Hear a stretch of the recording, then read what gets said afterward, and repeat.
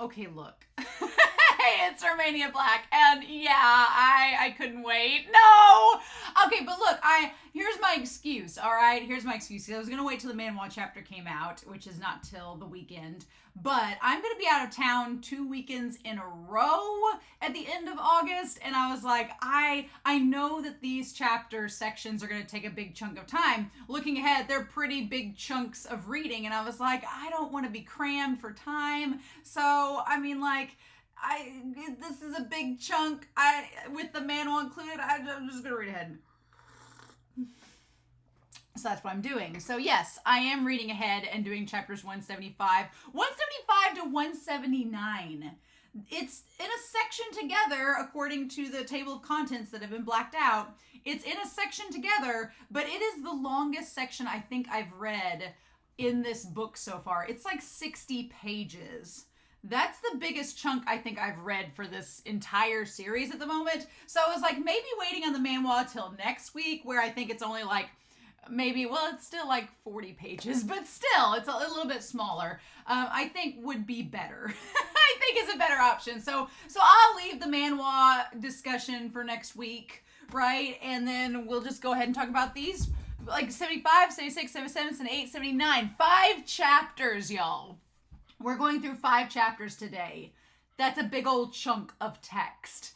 I don't think I've done 5 chapters before. I don't think I have. If I have, it's been a very long time, but I don't think I've done 5 chapters. Maybe at the very beginning when it was stuff I already was familiar with, but I don't know. But this is volume 6 of Heaven Official's Blessing. I chose to wear red in honor of Hua Cheng because I feel like Hua Cheng needs to do some talking and say some things. And now that Xie Lian has figured out that Nanfeng and Fu Yao are Mu Qing and Feng Xin, I think some things need to come out. But I don't know if that's going to happen because those two are there. I don't know if Hua Cheng's going to talk.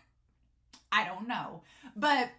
and they're in like Shelob's lair. They're in like this weird silk pit. I don't know if there's gonna be a giant spider come out. I mean, would it surprise me there are giant spiders in the mountain? No. But I'm not scared of spiders, so it wouldn't bother me if there were spiders in this story. I would not be surprised, but the silk thing is interesting, especially tied to Rui. But yeah, I don't know what to expect out of this volume. Last week, we learned all the stuff about Mu Qing and Feng Xin, and there's like Bai WuXiang hints. I don't know. I don't know if I'm ready for this volume. I said I was excited, and then within 2 chapters, I was immediately changing my mind. So what do we do, right? What do we do? But I'm excited, y'all, to dive into this. I'll try to have some comments to talk about for next week, but we've got enough to get through. I think we'll be fine. Real quick though, I do want to give a special shout out to our philanthropy tier over on Patreon. I am very thankful for patrons as well as YouTube subscribers. Y'all are amazing. Those of you that comment, those of you that just give me a like, those of you that just show up and are like, I'm gonna watch this girl freak out. it's really appreciated. But I want to give a special shout out to our philanthropy tier because they donate every month a little bit extra than everybody else, and they get mentioned in these videos, and then if we have tiebreakers in the polls, they get to break the ties. So they get to go above and beyond, and they deserve recognition as well.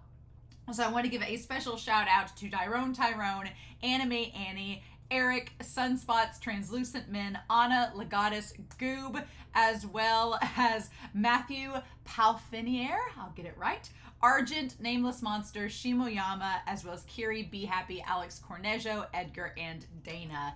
Thank you all so much for your support. I truly appreciate it. All of my love. So yeah, we might as well get started and it's 5 chapters, which seems so daunting. And I was like, I had the afternoon off. I was going to do another reaction and I was like, no, that can wait. I need to read Heaven Official's Blessing, and we need to just do the damn thing because I wanted to give myself enough time. I didn't want to be rushed.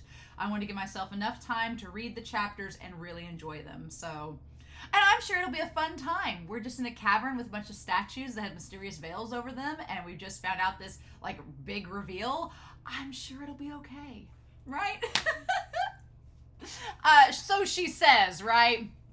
But we're going to start Heaven Official's Blessing chapters 175 to 179, and we're going to do that here in 3, 2, 1, and let's do this all. Chapter 175, The Cave of 10,000 Gods. Faces of 10,000 gods revealed. I really debated whether or not I should start just chapter 175 last week, and I'm kind of glad I didn't, because now I feel like I would have wanted to keep reading. So, probably a good idea. All right, seeing that he was taking things quite hard, Xie Lian contemplated and in the end went with the guidance route. Oh, so Mu Qing, he's like, well, it's not that big of a deal. I knew I was right. Is it fun? Were you enjoying watching me act? Oh, so Mu Qing thinks that Xie Lian's making fun of him and was like just getting him. Mu Qing needs to take a chill pill. He needs to just calm the frick down. You need to just take that anxiety and put it somewhere else. Now that they were being honest with one another, Mu Qing was tearing him a new but real one. On the side, Feng Xin was also looking rather awkward at first, but he really couldn't stand listening to Mu Qing anymore. Watch your tone. Mu Qing was pale-faced and thin-skinned, and when blood rushed to his face, it was very obvious. His entire face flustered. He whipped his head around. I love that they're all still in like these little cocoons the entire time. What tone? You're one of the jokes. I'm not as generous as you, having been someone's entertainment for so long and still having no complaints. I wasn't trying to watch you guys make fool of yourselves. Feng Xin added, stop thinking people are as narrow-minded as you.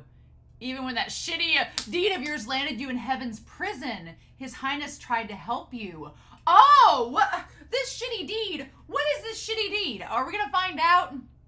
Oh, but me ended up in heaven's prison was all thanks to your son.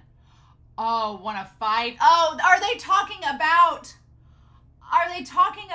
with the fetus spirit? But he said he didn't kill him. Not afraid to have a son, but afraid to talk. Oh my God, of Mu Qing, not the appropriate subject matter. Oh God. Unfortunately, all three of them were bound into balls by the cobwebs, so they couldn't move a muscle and could only curse at each other. Xie Lian saw Feng Xin was getting red in the face from anger and was afraid the moment he got aggravated, he would start his whole martial god cursing in the streets act again. So he tried wiggling a bit, rolled a few times, and rolled to Mu Qing's side. Mu Qing, can you try turning him around a bit? What do you want? Oh my God. Feng Xin is too far. I can't roll over. But since these cobwebs can be ripped apart by teeth, I want to try to see if I can break the binds on your wrists. His expression suddenly was cold like a dead fish watching the heavens. No thanks. But I really do want to help. Your Highness possesses a body of 1,000 gold. I can't possibly trouble your greatness. Oh my God, Mu Qing, you bitch! And then Feng Xin, what the actual fudge? Why are you being all sarcastic at a time like this? He's helping you, trying to save you. How does he owe you anything? Who asked him for help? Xie Lian, why must you always show up at a time like this? Well, Xie Lian was taken aback and remembered vaguely that Mu Qing seemed to have asked him the same thing a long time ago. How did he answer then? He couldn't remember. Is there something wrong with showing up at times like these? Either way, I don't need your help. Why? Sometimes one does need the help of others in order to get by. Don't bother with him anymore, Feng Xin said. He's just a show-off and thinks you helping him would make him lose face. Mu Qing and Feng Xin were choking each other's throats on the side, while that wraith butterfly danced leisurely around Xie Lian, shimmering its faint silver light, unhurried and calm. It made Xie Lian remember something, and he immediately changed the subject. Stop arguing. It's more of a joke if others were to see you like this. There'll be someone coming to get us out in a bit. Mu Qing said derisively, none in the heavens nor earth will heed the calls to this hellish place. Who's going to come save us? Unless it's... Feng Xin, however, asked directly, the crimson rain sought flowers come with you? You trust him that much? You sure he's going to come? He will come. Although Hua Cheng had been behaving oddly this entire way, and there were several times he was almost suspicious that the one next to him was a fake Hua Cheng, instinct told him that that was impossible. Even if he came, how would he find this cave? Feng Xin says, why don't we holler some more? The more people, the louder the voices. No need. We only need to sit and wait. No, just lie down and wait, because Hua Cheng and I are joined by a red string. Before he even finished his sentence, he could see Feng Xin and Mu Qing's face twitching like some worm had crawled into their ears. What's with those faces? Oh, don't get me wrong. The red string I'm talking about isn't some frivolous as the red string of fate. It's a spiritual device. Just a spiritual device. Only then did the two stop their twitching. Feng Xin replied, oh, I see. Mu Qing, on the other hand, was doubtful. And what kind of spiritual device is that? What does it do? Oh, it's quite useful, Xie Lian said. It's a red string tied to both of our hands with an invisible connection in between. One can use this red string to find one another, and as long as one is still breathing, the red string will never break. Even before he finished, the other two couldn't listen anymore and cut him off. Well, how is that any different than the red string of fate? It's exactly the same thing. Oh, well, no, I don't think so. It's different. Oh no, they're pointing out. They're like, think a bit for yourself. How is it different, will you? It's very much the same thing, okay? Mu Qing exclaimed. They know! They know! And Xie Lian's like, no. Xie Lian pondered over it and discovered, it's true. The meaning and function of this spiritual device really was quite similar to that red string of fate the more he thought about it. Just as he thought he shouldn't ponder on it anymore, a voice came from above. Gege, are you down there? The moment he heard the voice, Xie Lian felt himself relax. Oh my god, of course he would. And instantly looked up. So long, I'm down here. Then he turned to the other two. You see, I told you he'd come. Seeing how happy he looked, Feng Xin and Mu Qing wore complicated expressions. Yeah, when you find out that the prince you've been serving all this time is having a relationship with the supreme ghost of all ghosts, I thought the two of them realized Xie Lian and Hua Cheng were together, but I don't think they realized how together we are. They've been on some adventures, you two, since you guys have been Fu Yao and Nan Fong. Hua Cheng didn't peek ahead over the edge, but all they could hear was his helpless voice. Gege, I said not to run off. Now what should we do? Hearing his tone of voice, Xie Lian was taken aback and his delight faltered. Is this cobweb difficult to deal with? Can a Ming not slash through it either? He seemed to have heard Hua Cheng say faintly, what's difficult isn't this silk. But he wasn't sure if Hua Cheng actually said it.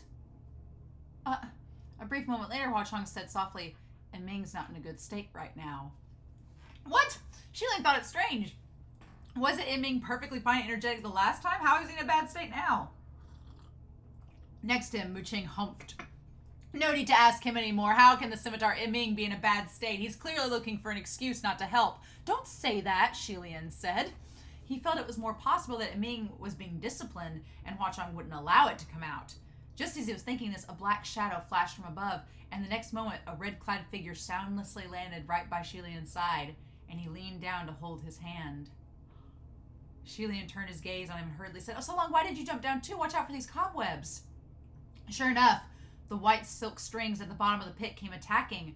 Hua Cheng didn't bother looking back. He casually waved his hand, and hundreds of silver butterflies shielded his back, forming a butterfly armor, and started fighting with the cobwebs ruthlessly. Oh my god, what? Hua Cheng ripped off the white silk binding Xie Lian and hugged his waist with his left arm while his right hand shook out a red umbrella.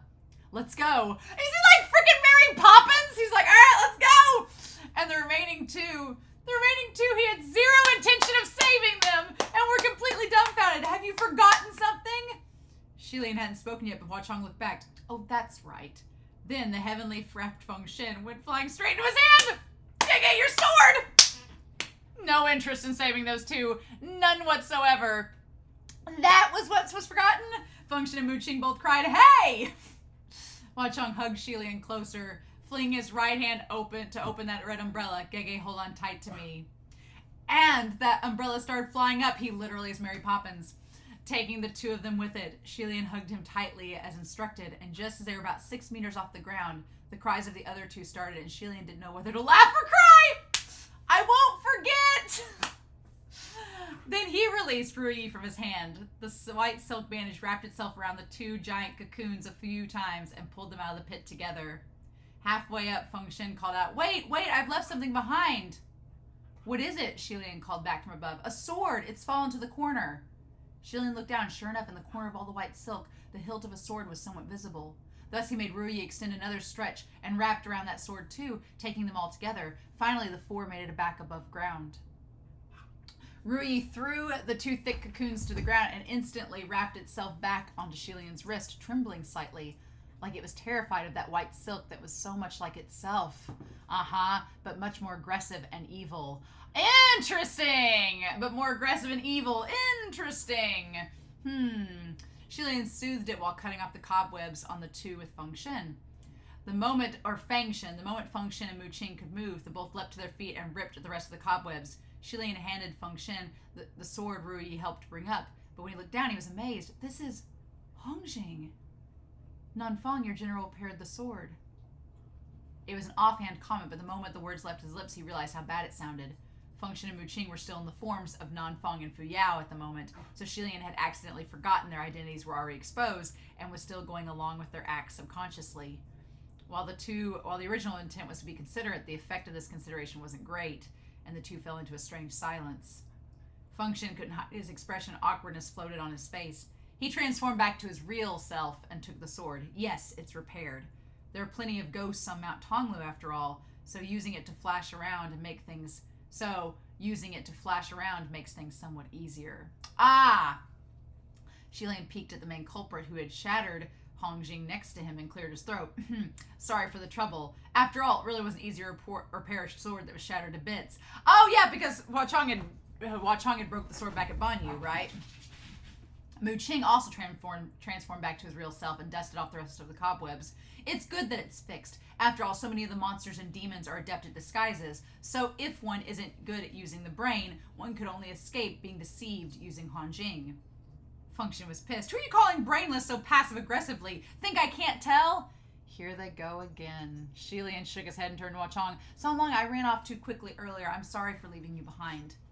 He tucked the umbrella away and replied, don't worry, as long as Gege doesn't run off like that again. Xie Lian grinned, but just as he was about to speak, he suddenly saw Mu Qing glance at Hua Cheng.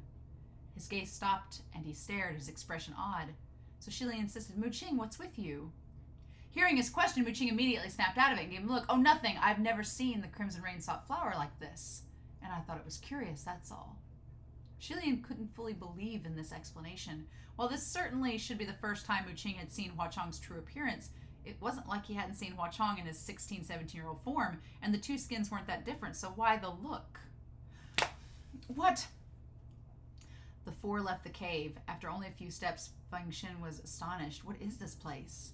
What's going on?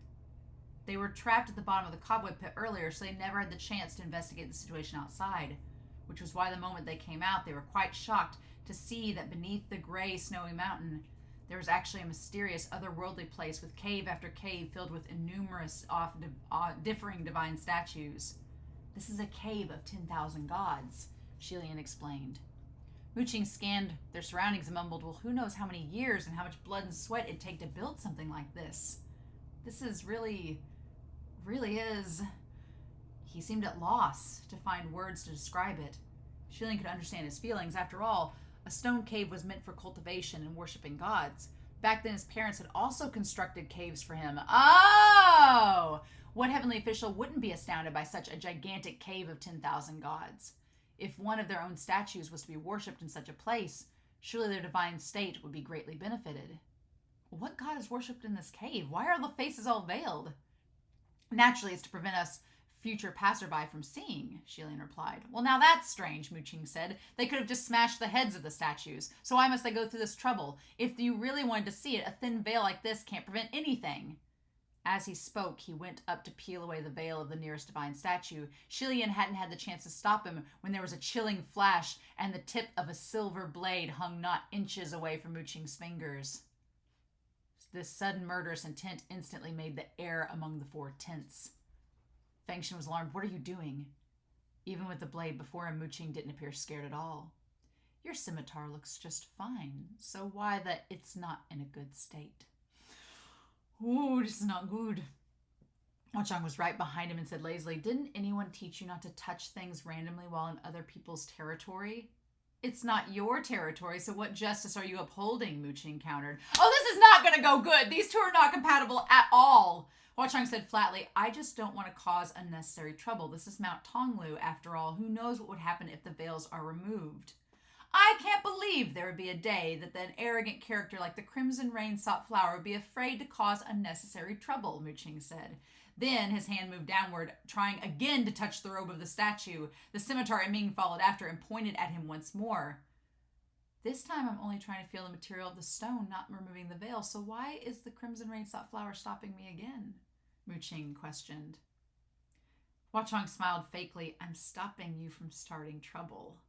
Xie Lian put himself between the two and said, oh, stop, stop, stop. It's not like we have to see what God is being worshipped here. We shouldn't stick around too long. Let's leave first. Don't forget, we still have a mission to accomplish. Hua Cheng stared at Mu Qing's hand. Since Gege says so, then have him put his hand away and I'll let this go. Mu Qing, back off, all right? Xie Lian pleaded. Mu Qing glared at him. Are you nuts? Why isn't it him who backs off first? What if I back off and he doesn't? Oh my God, Mu Qing! This is why Hua Cheng didn't want to save them, because he knew they were going to be just the worst, especially Mu Qing. Between a heavenly official and a ghost, Feng Xin would naturally choose to stand on the side of the heavenly official. At most, will accept having both sides back off at the same time. Hua Cheng showed no signs of backing off. You wish. Seeing that neither side would back down, Xie Lian rested his hand on Mu Qing's arm and urged gently, Mu Qing, drop it. After all, you're the one who started this, so you should be the first one to let go, all right? Think of it as giving me some face. I swear if you back off, San Lang will keep his promise. Although Mu Qing wasn't too willing, after staying in a stalemate for a brief moment, he still slowly dropped his hand and they returned to the road. Finally, the taut string was relaxed and Xie Lian almost sighed a breath of relief. It just so happened they'd come to another fork in the road and he turned to Hua Cheng. Which way do you think we should go this time? Hua Cheng seemed to have casually picked a path. Well, then this way. Feng Xin and Mu Qing were walking behind them and seemed to be at each other's throat again, but between their arguments, Mu Qing demanded, well, how did you two pick? Why this way? It's random. Well, how can you pick randomly? Let's not go blindly. At least lest we should drop into some pit again. Hua Cheng smiled. Even if we drop into a pit, I have ways to take His Highness out. You can follow if you want. If you don't, you can go off by yourselves. To be honest, I don't want to rescue you again. You! But that was the way that Hua Cheng spoke. No matter if there was a smile on his face, his tone was endlessly polite. It still sounded more than fake. The more he smiled fakely, the more it enraged people. So much that Feng Xin tucked an arrow upon his bow. Xie Lian knew that he wouldn't actually shoot and said, sorry about this, Feng Xin, but in our current situation, it really makes no difference which way we go. Hua Cheng laughed heartily. Oh, I'm scared. It looks like I best stay far away from you. Oh my God! He flicked his brows at Xie Lian and really did walk further. Xie Lian knew he was only trying to leave the other two behind and smiled as he shook his head, ready to fall after him, when suddenly Mu Qing reached out and pulled him to a stop. Mu Qing, what is it? Yet unexpectedly, Mu Qing didn't answer. He grabbed Xie Lian and ran straight for the other path, shouting, now! Ahead, Hua Cheng also noticed something wrong and turned to look back. Yet Feng Xin had already punched the stone wall, and boulders rumbled as they crashed, blocking the road. The two swiftly went forward in the flash of a second, slapped on 50 or so talismans on the rocks, and thus Hua Cheng and the three of them were now separated by a pile of boulders. It turns out the two of them weren't fighting behind them earlier, but were discussing how to conduct this sudden attack. Xie Lian was dumbfounded. What are you guys doing?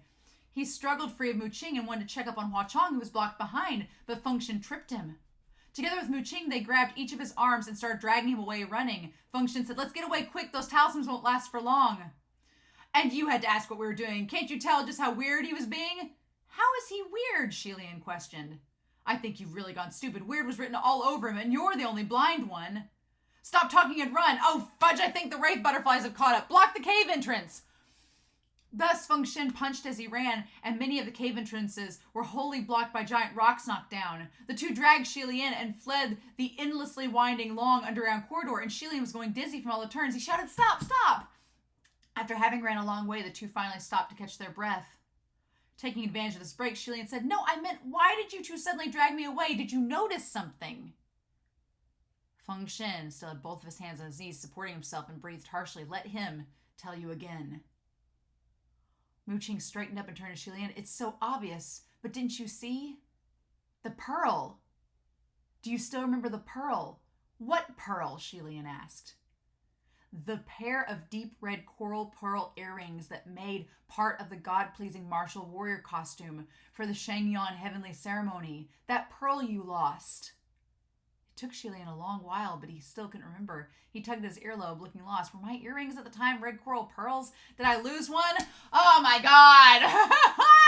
The corners of Mu Qing's lips twitched, and he said furiously, you two even wrongly accused me of stealing that pearl. How could you not remember something like this? It's been 800 years after all, Xie Lian began, but Feng Xin rebuked him. Stop making shit up. No one wronged you. You're the one imagining things all by yourself. Xie Lian waved his hand. Stop fighting, stop fighting. Why are you suddenly talking about the pearl now? Because the pearl's been found, Mu Qing exclaimed. Did you not see the red bead tied in Hua Cheng's hair? Are you saying I am? Are they going to point out that it's him? And Xie Lian's been with him the whole time and not noticed the damn red pearl? Oh my god. So that was why Mu Qing had the weird look in his eyes when he saw Hua Cheng earlier. Well, why would he have that red coral pearl? You're sure you didn't remember wrong? I searched for that pearl for a whole year, and I've never stopped looking for it. Anyone can remember wrong but me. Of course, because Mu Qing's so petty, he'd want to find it to prove that he didn't steal it. Oh my god. Xie Lian crossed his arms and tucked them in his sleeves and contemplated, furrowing his brows. Well, I think you still might have been mistaken. There's no reason for that pearl to be in his hands. Don't high-quality red coral pearls all look the same? Besides, San Long has always liked collecting rare treasures. He's even got antiques that are thousands of years old. Fine, very well. You think I'm wrong? Fine, then look at this. He was standing right next to a divine statue, and as he spoke, he yanked off the veil of the face of the statue. Why don't you take a look at what this is? Surely this can't be a mistake as well. The moment the veil was pulled off, Xie Lian swept a look, and instantly his pupils shrank. The face of the divine statue wasn't anything deformed or scary. It was a smiling young man in his high spirits, his brows gentle and kind. But when Xie Lian saw this face, there was an instant chill that spread down his spine and raised all his hairs. How could it not be shocking? The face was practically from the same mold as Xie Lian's own. Oh my god, did he create all the statues? Did Hua Cheng create all the statues? Has he been worshipping Xie Lian this entire time in the mountains? And he doesn't want Mu Qing to touch the statues? Oh my god.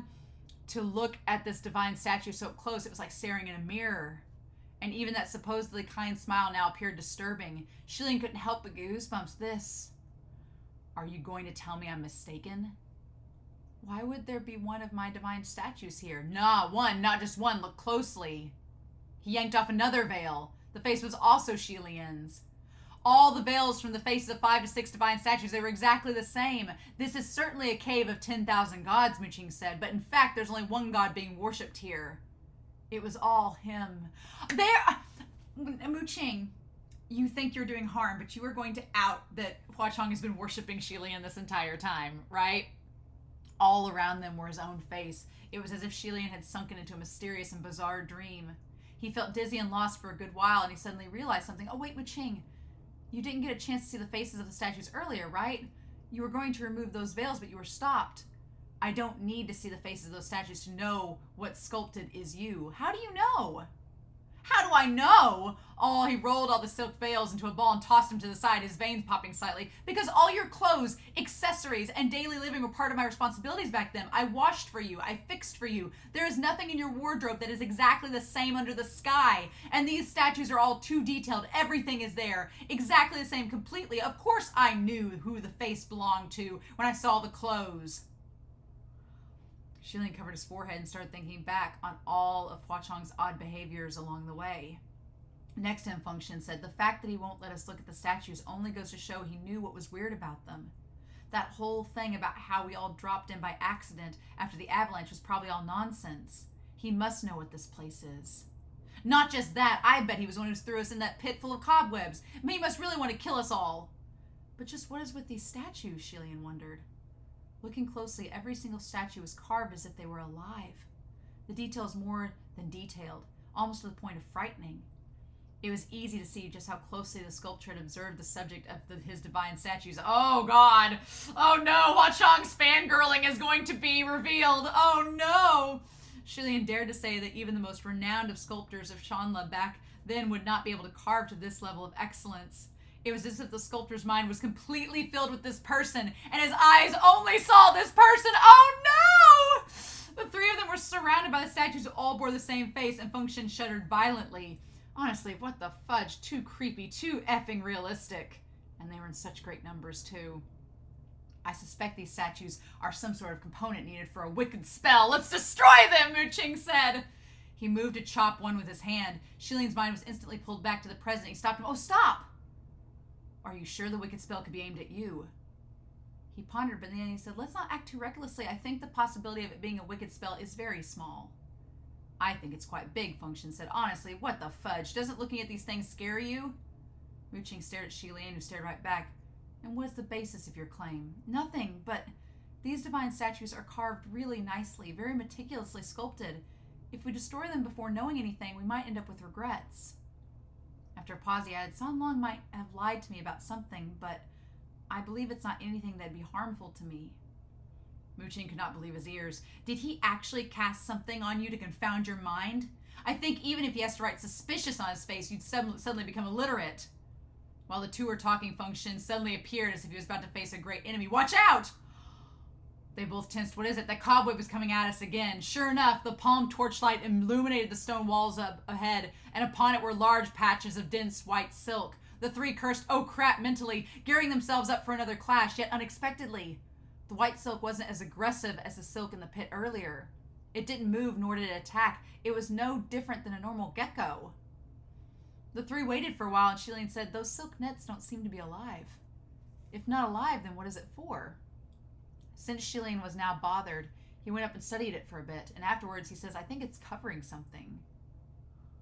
The three came before a stone wall. Xie Lian tried to pull and rip off the large piece of white silk. It was unexpectedly tough, and it wasn't easy to tear down, but it wasn't impossible either. What the veils covered was the true face of the divine statues, what was hidden on the stone walls.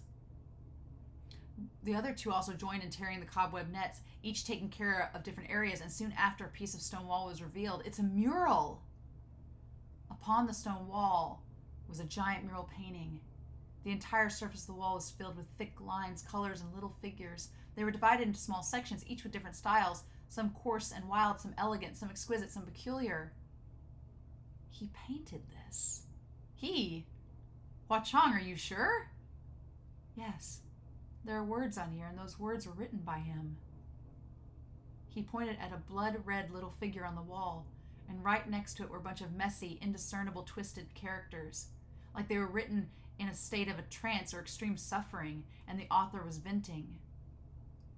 Based on the characters, Xie Lian could only guess that this painted, blood-red little figure was Hua Cheng himself, but for some reason he painted himself really ugly and disfigured. Feng Xin glanced at it, and he couldn't help but comment, this writing, it's so ugly I'm blinded. I dare say even I write better than him. A writing uglier than Feng Xin's was truly ugly beyond saving. Oh, that's such a backhanded compliment! Xie Lian's eyes were overwhelmed by all the colors. There was so much he didn't even know where to start looking, but once he confirmed this was Hua Cheng's penmanship, it was like he suddenly discovered a huge treasure trove, and even his fingertips were slightly trembling. Just then, Mu Qing seemed to have discovered something not far away, and he called, Your Highness, come quick and see. What is it? Feng Xin and Mu Qing were already rendered speechless, and could only point at one of the paintings on the walls. The painting was considerably large on this wall, and at the center was a tall city fortress tower. Below it was a sea of people surrounding a glamorous stage. Oh my god. We've entered Hua Cheng's fangirl cave, and he did not want us to come here. Oh no, it's like Ariel's grotto. The lines were simple, with a few strokes, and it captured the scene exactly. He pointed to the center of the painting. So this was him. Xie Lian was staring at the point. The entire painting was colorless, and within only two figures had color. At the bottom there was a little figure, pure white, and seemed to be glowing. He was looking towards the sky with his hands extended and was about to catch the other figure falling from the fortress tower. And that little figure was blood red, blood red. Is that him? Is that him? That little kid who fell during the Shengyuan Heavenly Ceremonial Parade. How could it be him? I can't believe it. The Crimson Rain Sought Flower is him? Feng Xin patted them madly and pointed to the side. There's more in the back. Xie Lian walked over and saw in the other paintings there was a dilapidated little shrine, and upon the altar was a divine statue also glowing faintly in white light. It held a sword in one hand, and in the other was a red umbrella being handed downwards. At the bottom was an ugly red blood figure. Its hands cupped a small flower it was offering to the statue. Xie Lian suddenly felt his headache, and his hand flying to his temple, and it was now throbbing, and he continued to look. Oh my god, all of this it's all coming out. It's all coming out that it was him. Oh my god. Oh, Hua Cheng. Oh, the next painting seemed to be depicting a battlefield. Large bands of soldiers were fixing their armor ready to attack, and in the sky floated a little white figure, a long sword in one hand, mighty and glorious. Below, among the dark and thick troops, there was another little blood-red figure, its head raised, watching the sky. Xie Lian was lost in thought when Feng Xin's disbelieving voice rang. This red one, it's all one person, right? It's all him. It's Hua Cheng. Holy fuck, he's been following you all this time. Mu Qing was also looking incredulous. It's not just following, he was watching. Watching very closely, very close. He's everywhere. Look, this area is the main street, the Boyao Forest. Was this Basie Hill? Was he the one who carved those divine statues? Oh. Yeah. Feng Xin was practically in chills looking through the murals. My effing God. Who the hell is he? He's been watching you since 800 years ago. And he is still, even now. What the F? That's terrifying. Is he bewitched? What the hell does he want? Oh, normal worshippers won't even do this much. What the hell does he want? There must be a plot. There must be. Let's keep looking. There must be some sort of clue. No, there's not a clue. He just loves him. Oh, damn it, Mu Qing and Feng Xin, no! Oh, Xie Lian was already completely shaken. He stared at that blood-red little figure on the wall, unable to wrap his mind around it. He felt there were many, many memories that weren't forgotten, but had never taken heart, that were fighting to rush to his brain, pouring in so fast his breathing almost couldn't keep up anymore. Just then he heard the other two on the other side yell, and Xie Lian snapped out of it. Oh, what is it now? They were standing before a stone wall, looking like they saw something egregious. When they saw he was moving towards them, they quickly turned around and stopped him, pushing him away. Oh, don't look! What? What is it? Why can't I look? Let's stop looking. There's nothing good here. Let's just get out of here as soon as possible. They grabbed his arm and started bolting again, but Xie Lian complained as if he was dragging along. What are you both doing? I wasn't done looking at the murals. Oh, was it something inappropriate? Was it the land of the tinder? Was that it? Was that the mural they were looking at? There's no need to look anymore. Those things shouldn't be seen. I should have never witnessed anything like this in my entire effing life. Such a person. What have you never witnessed? What's with San Long? What are you doing still calling him San Long? Stop it. You can't get away fast enough. Don't go close to him anymore in the future either. He's not normal. He's mental. He's crazy. What are you two cursing him like this? None of us really are that normal, okay? Stop asking. You don't understand. He's not like us. He's crazy towards you. He, towards me, what? Let me go back and see for myself, all right? One wanted to go back. The other two were pulling. The three of them were stuck in a stalemate when suddenly ahead of them came a chillingly cold voice. Didn't I say not to touch things randomly in someone else's territory? The three of them froze and turned their heads to look. And ahead stood a red-clad figure. Hua Cheng was leaning against the stone wall, blocking their way, and he smiled. Otherwise, I can't say exactly what would happen. Oh my God! Oh no! I'm gonna guess it's the land of the tinder was on the wall, and Xie Lian was depicted there, and they were both freaked out about it because they didn't understand what it was. While his face was smiling, his eye had not a trace of mirth, and instead was dark and muddied. He hugged one of his arms while the other was idly twiddling something small. It was that deep red coral pearl tied onto that thin lock of hair. The gentle red luster of the coral was as bright and dazzling as the red infinity knot between his fingers. Oh my God! Oh my God! So basically, Hua Cheng's been in Mount Tonglu for a long time, and this was his fangirl grotto, and he didn't want Xie Lian to see it, and Mu Qing and Feng Xin have now revealed it to him, so that's great. And this was chapter 1 of 5. Awesome. Wonderful. Oh, the Cave of 10,000 Gods. Faces of 10,000 Gods revealed too. Those hundreds of charmed talismans and heavy piles of boulders couldn't stop him at all. Feng Xin and Mu Qing reacted swiftly. Feng Xin shot out arrows one after the other. Mu Qing swung his saber, sending an air blade strike towards him, and then grabbed Xie Lian and ran. Feng Xin employed the same trick. What the F? How did he find us so fast? How should I know? The red string! His fingers are still tied with that red string. They both tried to seize Xie Lian's hand. As if Xie Lian would let them. His other hand reached out and he held on to protect the hand with the red knot. He exclaimed, "You can't!" Xie Lian, Your Highness, if you're tied with this red sting, he'll find us. If you don't want him to catch up, you must be untied. Even if he catches up, I'm not afraid. I want to ask him about this directly. You want to talk to him still? I think he'd have to devour you completely for you to fully understand just how powerful he is. But I already know he's powerful. You guys won't tell me what that mural was, and you won't let me go near him. You can't convince me of anything like this. He's a ghost king. His behaviors are abnormal. Normally people would stay far away with just these 2 points without needing to convince them of anything. He extended 2 fingers, 2 choices. Either you let me go back and ask him to explain, or you let me go back and look at the mural. Feng Xin, they seemed to have recalled something terrifying, and one had lips twitching while the other's brow could not furrow any deeper. They both blocked him. We'll allow neither. Since you both said no, then let's solve this with our fists. Who's first, or will you both come at me together? Mu Qing turned to Feng Xin. You first! He then backed away. Why are we doing this? He then backed away to the side. Feng Xin looked like he wasn't too sure if he could win against Xie Lian. But and Xie Lian's got the curse shackle. Like, what the hell? In order to rescue a lost youth, he would give it his best shot. So he gripped his bow. Very well, Your Highness. Pardon the insolence. Xie Lian also returned pardon. Yet unexpectedly, before he even finished the opening courtesy, something hot was tapped onto his back.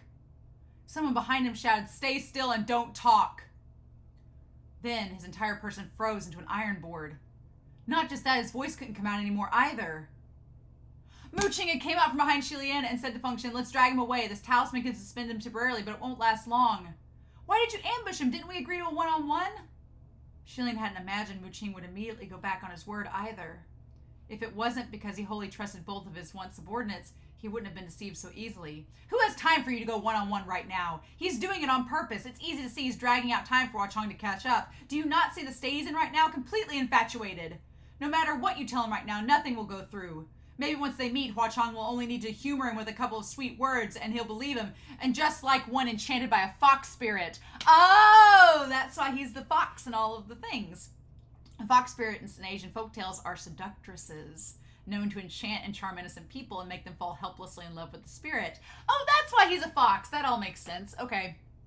Feng Xin contemplated and felt what Mu Qing said made some sense. Your Highness, it's not that we're deceiving you intentionally, but how he is towards you is really unseemingly. I can't say it out loud. Just please come with us. Let's go, Mu Qing said. No, don't take him away! I want them to talk! Get out of here, you two! I know why Hua Cheng wanted to get rid of you now! Mu Qing's words weren't a suggestion or a plea, but a command. What he slapped on Xie Lian's back earlier must have been a command talisman drawn with his blood. The command talisman could make the target obey the caster's orders, but in truth, it could only realize simple commands such as do not speak, walk, stop, run, or so on. The more complicated commands were harder to execute, and the talisman couldn't confound the mind either. Only powerful ghosts like the Brocade Immortal could perform such a thing. The two walked with Xie Lian in tow again, but they were stopped by a pile of rubble blocking the way. Why are the rocks here blocking the way? We can't go any further? Weren't you the one who knocked down those rocks? Why are you asking me? You were the one leading the way, so you're the one who messed up. Oh my God. If we passed through here before, why did we come back around? What a joke. I don't know the roads here either. How can this be possibly a lead? Weren't we just running without direction earlier? It looked as if they were about to get into another argument, and Feng Xin waved his hand. Never mind, we've got no time. I've got no time to waste my breath on you. Let's just dig through this. Hua Cheng was pursuing them from behind, so that they could only go forward. Retreat was not an option, otherwise they would run into each other. Blocking roads was easy, but digging through one was much harder. The two made Xie Lian stand obediently in the corner, while Feng Xin punched randomly, and Mu Qing, popping veins on his forehead, swung his saber impressively. It was no time before the path was dug through. Rubble rolled and dust clouded. They were just about to call Xie Lian over when unexpectedly, when the dust cleared, what stood before them was a red-clad figure, and Xie Lian's eyes instantly lit up. It was Hua Cheng! His eyes were cold, and he stood with his hands behind his back, silent and wordless, like a freaking horror movie. Why won't you go away? He was truly the very definition of persistence. He was clearly left behind in the dust earlier, so how did he suddenly appear to them the next second? And who knows how long he'd been standing there, waiting soundlessly as they cleared away an obstacle blocking their way to offer themselves up. Was this not incredibly persistent and creepy? Feng Xin and Mu Qing instantly backed away for a long stretch. Hua Cheng didn't look at him. His eyes moved to the side, and he took a step in Xie Lian's direction. Feng Xin and Mu Qing realized who he was here for, and they flashed to Xie Lian's side to block before him. Don't come any closer! Hua Cheng's face was extremely dark. Usually, if there was anyone who told the Crimson Rain-Sought Flower not to go over, he wouldn't give a damn. It'd be more weird if he didn't laugh or go over anyway. However, this time, it was as if he was genuinely wary, and he didn't dare move recklessly, pausing in his step. He finally spoke up, his words slow. What do you two mean by this? He sounded fairly calm. Feng Xin, however, was much more straightforward. You don't need to pretend anymore. We know this is your old lair. We've already seen what those divine statues and those paintings are. We've seen everything. Hua Cheng wasn't facing them directly, standing sideways. Hearing him, his hands behind his back, he seemed to have jerked, and the two fingers curling up stiffly. His Highness also saw? His voice was very, very low. While it sounded unfazed, it was a little cracked, obviously off. Xie Lian cried mentally, "No!" Truthfully, he didn't see a lot, but Xie Lian couldn't move or speak at the moment. He could only, "Why don't you talk to the communication array?" He could only lean dutifully against the stone wall in the corner, looking like he was hiding behind the other two, afraid to face Hua Cheng and refusing to speak with him. Feng Xin pulled his bow. "That's right, we've now understood what intentions you have. In respect of you as a ghost king, if you should still have some dignity, please don't come near His Highness again." In this moment, Xie Lian's feelings were like a cottage on fire. Black smoke, heavy and thick. Hua Cheng should have noticed there was something wrong with him, and Xie Lian could only hope that Hua Cheng would question him. But Hua Cheng seemed not to be in a right state of mind to notice anything, and he only said coldly, "Don't go near him. And what right and position do you two have to say that to me?" Not waiting for their response, Hua Cheng's eyes flashed dangerously. "But you have reminded me that we still have unfinished business to settle." The moment the words ended, countless silver butterflies shot forth towards the two of them, shrieking. Facing such a storm-like attack, the only option was to use a spiritual shield. Feng Xin and Mu Qing both cried, "Shield!" The butterfly deluge was blocked by a formless spiritual shield and shattered into shimmering silver light in the air. They rapidly recrystallized into new silver butterflies and attacked once more, completely unstoppable. They backed away as they blocked, and Hua Cheng steadily moved forward step by step. The whirlwinds raised by his spiritual aura stirred his raven hair, and it danced wildly with the gusts. Under the blinding light of the silver butterflies, the mad fury and violence brimming in his eyes was completely exposed. To keep shielding like this was too passive, and Feng Xin and Mu Qing exchanged a look, agreeing to attack directly. They held the spiritual shield as they charged, each flashing their own weapon. The three thus started fighting in the narrow stone corridor. Feng Xin engaged with the wraith butterflies, while Mu Qing faced Hua Cheng. Hua Cheng flung an arm, and the scimitar Ming appeared in his left hand, ready to strike.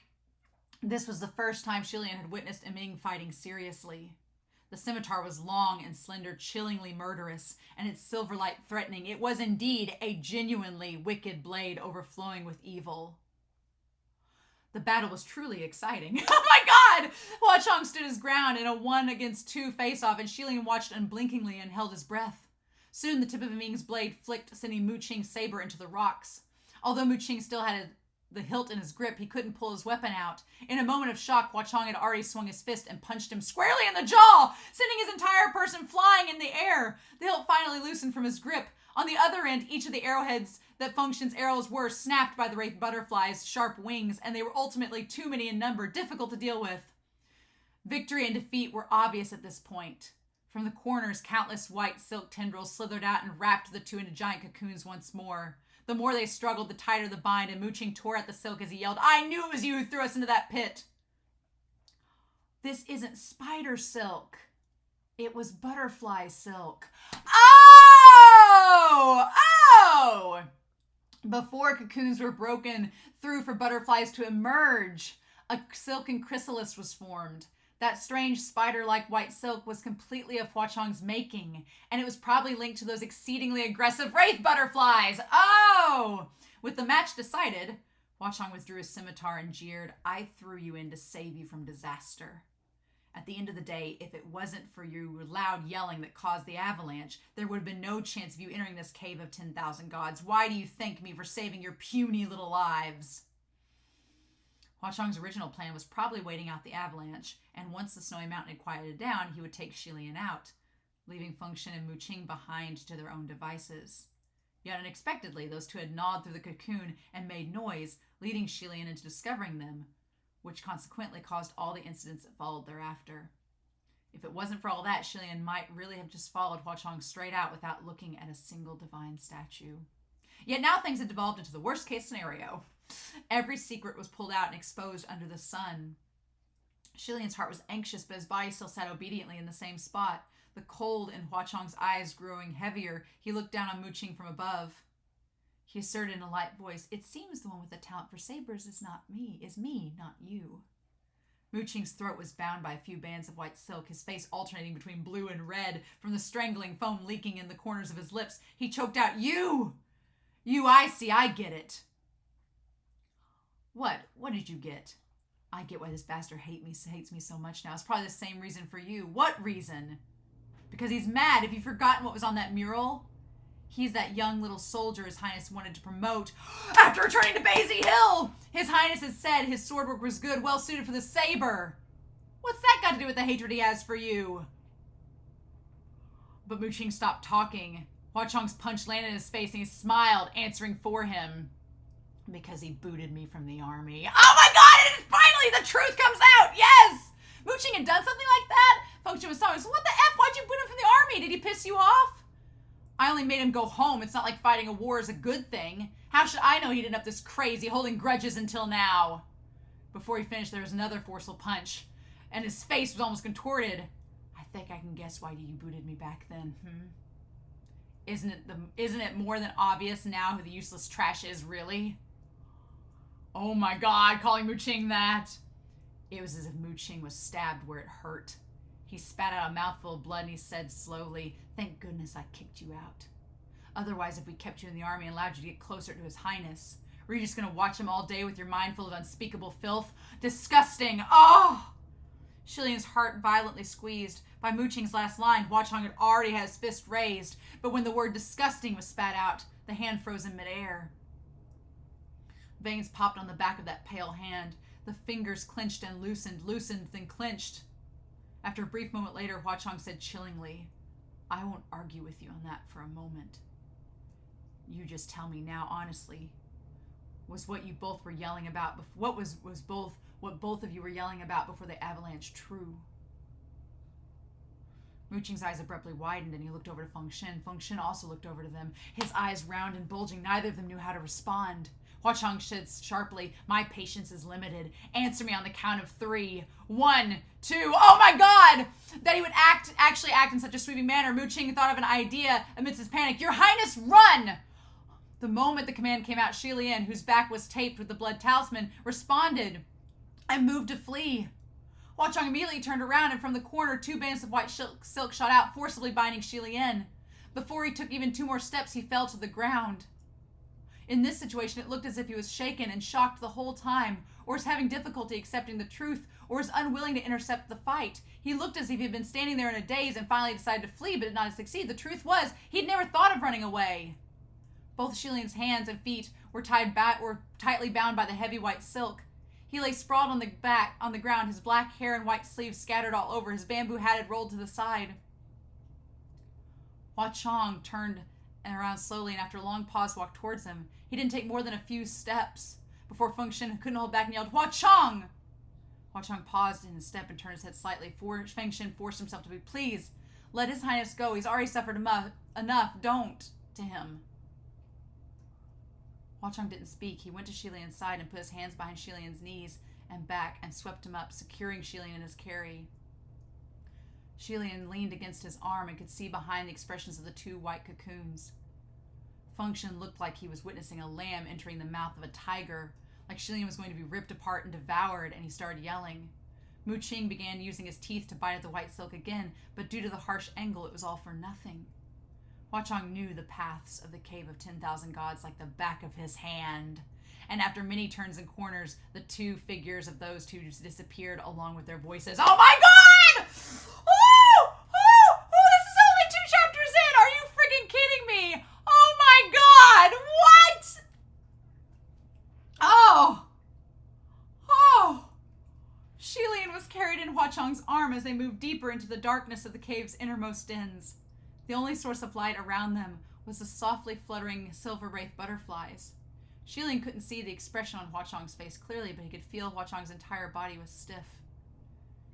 It wasn't like Hua Cheng had never held him before in the past, but it was very obvious that now something had changed, and Hua Cheng wouldn't even touch his neck or hands directly. Xie Lian kept eyeing Hua Cheng's face, blinking with force, but Hua Cheng kept avoiding his eyes, refusing to meet them, and entered a cavern chamber as he willed. There was a stone bed within the cavern chamber, and he immediately brought Xie Lian over to set him down. Just as he was laying Xie Lian down, he suddenly noticed something.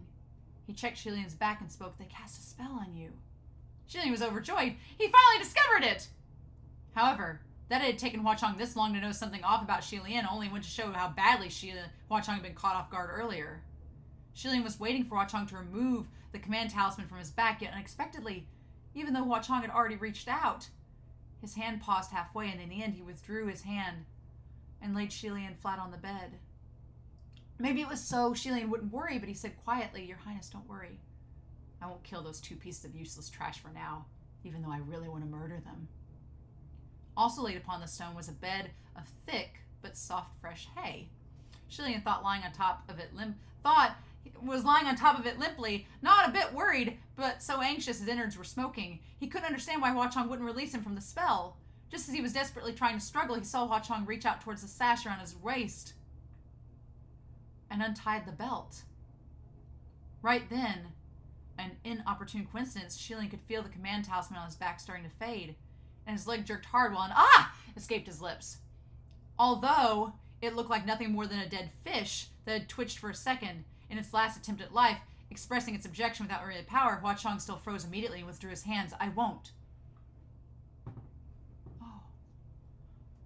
As if Hua Cheng felt his own tone was too harsh and was afraid he might have scared Xie Lian, making him feel repulsed, Hua Cheng backed away a few steps and softened his voice. His expression unreadable, cautious, and resigned. He said quietly, "Your Highness, I won't do anything to you. Don't be scared." Xie Lian finally understood. Hua Cheng still wasn't sure what kind of response he would receive from Xie Lian upon releasing the spell, so he was refusing to hear the response altogether. Hua Cheng seemed to be holding back some sort of impulse, and once again employed a voice full of assurance, speaking softly, "Your Highness, trust me." But this "trust me" sounded weak compared to the times before when he said the same thing.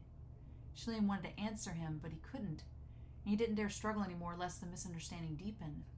So he could only lie there flatly without moving, waiting for the power of the command talisman to fade. Seeing Xie Lian didn't resist anymore, Hua Cheng approached again, reached out, and gingerly untied Xie Lian's belt. "Sun Long," Xie Lian called out mentally. He, of course, believed wholeheartedly that Hua Cheng wouldn't take advantage of people when they were down, but this development was also completely out of his expectations, so he couldn't help widen his eyes. While Hua Cheng loosened Xie Lian's robes, he still tried his best not to make contact with his body, so he took his time. It was a long while before Xie Lian's outer robe was removed, then the underrobes. It was only when a wraith butterfly flew to the tip of Xie Lian's shoulder and perched, and a warm and tingling feeling crawled upon his skin, he realized his shoulders were red and slightly swollen. The skin in some areas even cracked. It only started to heal after the silver butterfly had perched. They were frostbite injuries left over from crawling and tumbling over the frozen mountains. Oh! Xie Lian hadn't noticed at all since he was too sensitive to pain. Since he wasn't too sensitive to pain anymore. But if he's frostbitten, then he's frostbitten. Even if he had noticed these injuries, he probably would have let them heal on their own, but Hua Cheng knew better than him where he was hurt, kept it on his mind, and had to address the injuries no matter what. Oh my God! Oh, that is... Just as he was spacing out, Hua Cheng held and raised an arm. There was even more frostbite on his hands and feet, and because all the desperate running and pulling, many places were already bleeding. Xie Lian wasn't afraid of pain, but he was ticklish. Moreover, many broken memories of the years past floated in his mind in spite of himself. In a dark cave, the trembling and heated hands of a boy, random panic touches, irregular breathing, and heart racing. From the land of the Tinder. The memories were originally so diminished they couldn't be any fainter, and he had long since sealed them up, thrown them away in the corner. Now that the memories were resurfacing, they held a surprisingly different taste, making one want to hold one's head and scream, especially now that Hua Cheng was right in front of them, doing practically the same thing. Both Xie Lian's face and mind were going to burn up. He was so scared Hua Cheng might see, but Hua Cheng didn't look at him at all, keeping his promise completely, never crossing the line. He kept his head slightly turned, averting his gaze from that half-exposed white shoulder. Yet unexpectedly right then, a voice popped from behind Hua Cheng. "Hua Cheng, you madman, what do you think you're doing to your highness? You're disgusting!" Hua Cheng whipped his head around. Xie Lian looked past him, moving his eyes to the entrance of the cavern. The one that smoked was Mu Qing. Feng Xin was also next to him. They were wrapped by giant cocoons by Hua Cheng earlier, but they broke free and found this place. Damn it, go away! When they saw the scene inside the cave, their face paled, and Xie Lian's face paled too. Truly, what an awful sight. They pointed at Hua Cheng, then pointed at Xie Lian, whose clothes were half peeled. You let him go right now! He pulled Xie Lian's clothes up and said coldly, "You two pieces of useless trash dare seek us out. I think you're tired of living. Move your filthy hands. That ugly toad wants a taste of swan meat. Never mind you dreaming of it for 800 years, even if you hope for another 1,000. Don't you dare touch a single one of His Highness's fingers." Oh my God! Hearing this, Xie Lian's heart jerked. In between annoyance, he could sense something was wrong. What was with those two? Even if Hua Cheng beat them to a pulp earlier, shouldn't this be rude facing him? Especially Mu Qing. It was like they were trying to provoke Hua Cheng on purpose. There was no benefit to provoking Hua Cheng. They couldn't beat him, so what was their goal? Moreover, they were subtly pointing a spear in Xie Lian's direction in their tone, like they were begging for chaos to descend, like they were afraid Hua Cheng wouldn't do something to Xie Lian if he should be enraged. Sure enough, Hua Cheng was outraged, and his blanched face was flashing with darkness. He threatened softly, "Since both of you came with the intention to die." Xie Lian could see the naked, murderous intent in his eyes, and horror filled his heart. "Oh, don't!" Too late, the scimitar was unsheathed, and in Ming's cold shimmer flashed. Feng Xin and Mu Qing were both startled, and they lowered their heads. Fortunately, there were no injuries on their bodies. Yet unexpectedly, before they had the chance to breathe in relief or return any kind of retaliation, the next second their upper half bodies crashed down from the lower halves with a thud. Blood spouted and gushed like mad, spilling to and flooding the ground. Xie Lian had never expected things to develop like this, and he was already completely dumbstruck, lying limp on the stone bed. Hua Cheng actually slashed Feng Xin and Mu Qing at the waist. The two hadn't died completely, and they rolled down the ground, one gritting his teeth and the other yelling furiously, a sight too tragic to see. Hua Cheng's expression was frigid as he sheathed the scimitar. Only a small half of his face was spotted with a bit of blood, that tinge of red matching the aura of evil between his brows, making him appear even more striking. He stood in that pool of blood for a moment, and he looked back and walked towards Xie Lian. Xie Lian watched with his eyes wide open at Hua Cheng's approach with a grim expression, and only then did Xie Lian snap out of it. By then, Hua Cheng had already come to his side and clutched one of his hands. He pulled him up and pressed him hard into his embrace, whispering, "How can I possibly let go?" Xie Lian was wrapped tightly in his arms, unable to speak, and Hua Cheng whispered something else in his ear. His heart pounded wildly like it was going to jump out of his chest, and he felt his body loosen. Oh, what did he say? What did he say? Come on now! The command talisman Mu Qing drew up and taped onto his back was finally released. Even though Hua Cheng said he wouldn't let go, after he released Xie Lian from the command talisman, he loosened his grip slightly and let Xie Lian go. He inhaled deeply, leapt to his feet, and charged to the pool of blood. "Feng Xin, Mu Qing, are you two all right?" Mu Qing's injuries were greater, and the corner of his lips was streaming blood. The light in his eyes faded. Feng Xin still had a breath left, and he grabbed tightly onto Xie Lian's hand. "Your Highness." What do you want to say?" "Watch out for Hua Cheng. Don't go near him. He's a monster." He looked like he'd used up all that he had to give this warning before his death, and yet unexpectedly, the expression on Xie Lian's face gradually calmed. "Monster?" He let go of Feng Xin's hand and rose to feet. "I'm curious, is he more of a monster than you two?" Hearing this, Feng Xin was taken aback. Yet right after these words were spoken, Xie Lian pulled Feng Xin in the flash of a second and pierced through Feng Xin's heart, nailing him to the ground. "Your Highness, you!" Before he could finish, his breathing stopped. Xie Lian then pulled Feng Xin out from his heart, shaking it clean of blood before retreating to Hua Cheng's side, the tip of his sword pointing at the corpses of the two on the ground. "Since blood has been spilt, there's no more need to keep talking through those skins." Oh my God, what? A chilling laugh came from the ground. Mu Qing, whose body was sliced in half at the waist, twisted his neck over. The laughter was coming from his mouth. His upper half was sprawled on the ground. Even if he wanted to turn his head, half his face should still be pressed against the ground. However, his head was turned completely around and off the ground, laughing towards Xie Lian. As suspected, those two were not the real Feng Xin and Mu Qing, but were two imposters who came from who knows where. The real Feng Xin and Mu Qing were still trapped in giant white cocoons, trying to gnaw themselves free somehow. When Hua Cheng was helping Xie Lian release the command talisman just now, that's what he whispered about. Their faces were pale not because they were shocked or horrified, but because they weren't human in the first place. Xie Lian was already flashing his sword, and Feng Xin and Mu Qing were both smiling chillingly, speaking in unison, "Just as you wish." They then melted into two puddles of something that resembled thick blood. Hua Cheng moved to shield in front of Xie Lian, and those two puddles of thick blood flowed and solidified, bubbling like it was boiling, and soon formed in the shape of a man. Oh my God. Watching the ball of something contort itself to materialize bit by bit, a series of chills went up Xie Lian's spine, from his waist to his neck. Soon after, Feng Xin and Mu Qing before them disappeared, and what replaced them was a tall and slender, white-clad young man! Why? What is happening? No! How are you, Xie Lian? Xie Lian's lips twisted unconsciously, and his mind went numb. Oh my God, judging by his form, the young man was about 17 or 18, and he was wearing a mask, half of it crying and half of it smiling. While his face couldn't be seen, the crisp and bright voice of a youth came from behind it.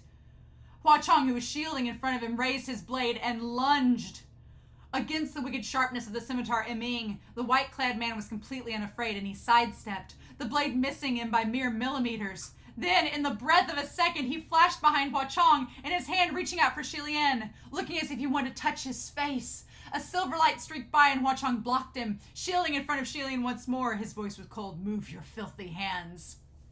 Then, Hua Cheng returned the subject of that phrase back to him. The white-clad man's right hand was chopped off by Ming and fell to the ground. However, it did not affect him one bit. He shook off that expansive sleeve, hiding the broken limb, and then shaking the sleeve back, a new hand was grown from where the wound was. His fingers stiffened into claws. It went straight for Hua Cheng's right eye. The entire process only took the blink of a second. Hua Cheng dodged swiftly, but 2 bloody scratches were on the left side of his cheek. Oh my God, what is This is the first time Hua Cheng could not overtake another in speed. His eyes turned sharp, and he changed tactics on the spot. He called forth millions of wraith butterflies, and they lunged at the man like mad. A myriad of butterflies wrapped the white-clad man into a silver, shimmering, human-shaped cocoon, but that probably wouldn't last for long. Hua Cheng was about to grab for Xie Lian when those silver butterflies shrieked, exploding into scintillating silver powder. Seeing Hua Cheng's face change, Xie Lian knew things were not good, having so many wraith butterflies destroyed at once. The white-clad man blew apart the wraith butterflies, hid behind the silver powder shimmering haphazardly in the air, and struck out with a newly grown hand, aiming straight for Hua Cheng's right eye again. This time, it was Xie Lian's turn to pull out Feng Xin, and he struck. His strike didn't chop off the white-clad man's entire arm, but it practically slashed half of his body. Using this chance, Hua Cheng called out, "Your Highness, let's go!" Xie Lian also knew they shouldn't remain to fight, so he withdrew, and the two rushed out of the cavern together, bolting down the dark tunnel without any obstacles in their way. It's him! He really didn't die! Hua Cheng was the one leading the way, his speed faster, but much more at ease. He was setting up the silver butterfly formations and silk along the way, creating heavy obstacles that might not be the original one. Xie Lian came to an abrupt stop and hugged his head. "No, I can feel it. It must be the original one. Not only did he not die, he's become even stronger. Something's allowed him to be reborn. Otherwise, how could he transform into Feng Xin and Mu Qing's appearances so easily? It's very difficult to impersonate heavenly officials. It should be near impossible to recreate their fake skins." Hearing his tone was going awry, Hua Cheng also stopped and turned around to clutch his hand. "Your Highness, don't be scared. It might not be that he's become stronger. There's another possibility, and that it's very similar. It's that he is very familiar with Feng Xin and Mu Qing. That's why he couldn't make their fake skins. This must be someone you all. Before he finished, Xie Lian's gaze had fallen to the hand that was clutching his own. Seeing this, both Hua Cheng's voice and expression froze, and he paled, withdrew his hand and tucked it behind his back. And he turned around to continue onward. Xie Lian didn't follow San Long. "Oh, the red string, right? Right? Oh my God. Oh my God. Your Highness." His voice sounded fairly calm. "A lot of things happened just now, and everyone's all confused and messed up. Yes. Although we're all kind of messed up right now, I still want to take this chance to ask you a question. I hope you'll answer me honestly and seriously." "All right. Just who is that noble and gracious special someone?" His hand was tied up with the red. Oh, his head. I thought maybe he was seeing like a fake, and that the string wasn't there anymore. Hua Cheng's hand that was tied with the red affinity knot twitched a couple times unnoticeably. He was silent for a while before answering. "If your Highness has already found out, then why ask?" "I see. So I didn't misunderstand you. It really is true. You don't want to know how I feel about this." Hua Cheng turned his head slightly, like he wanted to look back, but at the same time was afraid to look into Xie Lian's eyes, so only 2 streaks of blood on his cheek could be seen. "Will your Highness not tell me? I'm sorry, something like this has to be said clearly." Hua Cheng didn't need to breathe, but when he heard this, he sucked in a deep breath. Although his face was tragically pale, he smiled and replied courteously, "That's true, that's for the best." He was like a criminal on death row waiting for his sentence. He closed his eyes, yet unexpectedly his eyes weren't closed too long before they suddenly blinked open. A pair of arms had encircled him from behind and hugged him with all the force of a sudden. Xie Lian had buried his face in his back and also didn't speak. Though nothing was said, it was enough. It was a good while before Xie Lian felt the person he was hugging turn around, returning the hold, engulfing him in a tight embrace. He heard Hua Cheng's staggering voice from above, "Your Highness, you really, really will be the death of me." Oh my God! What is happening?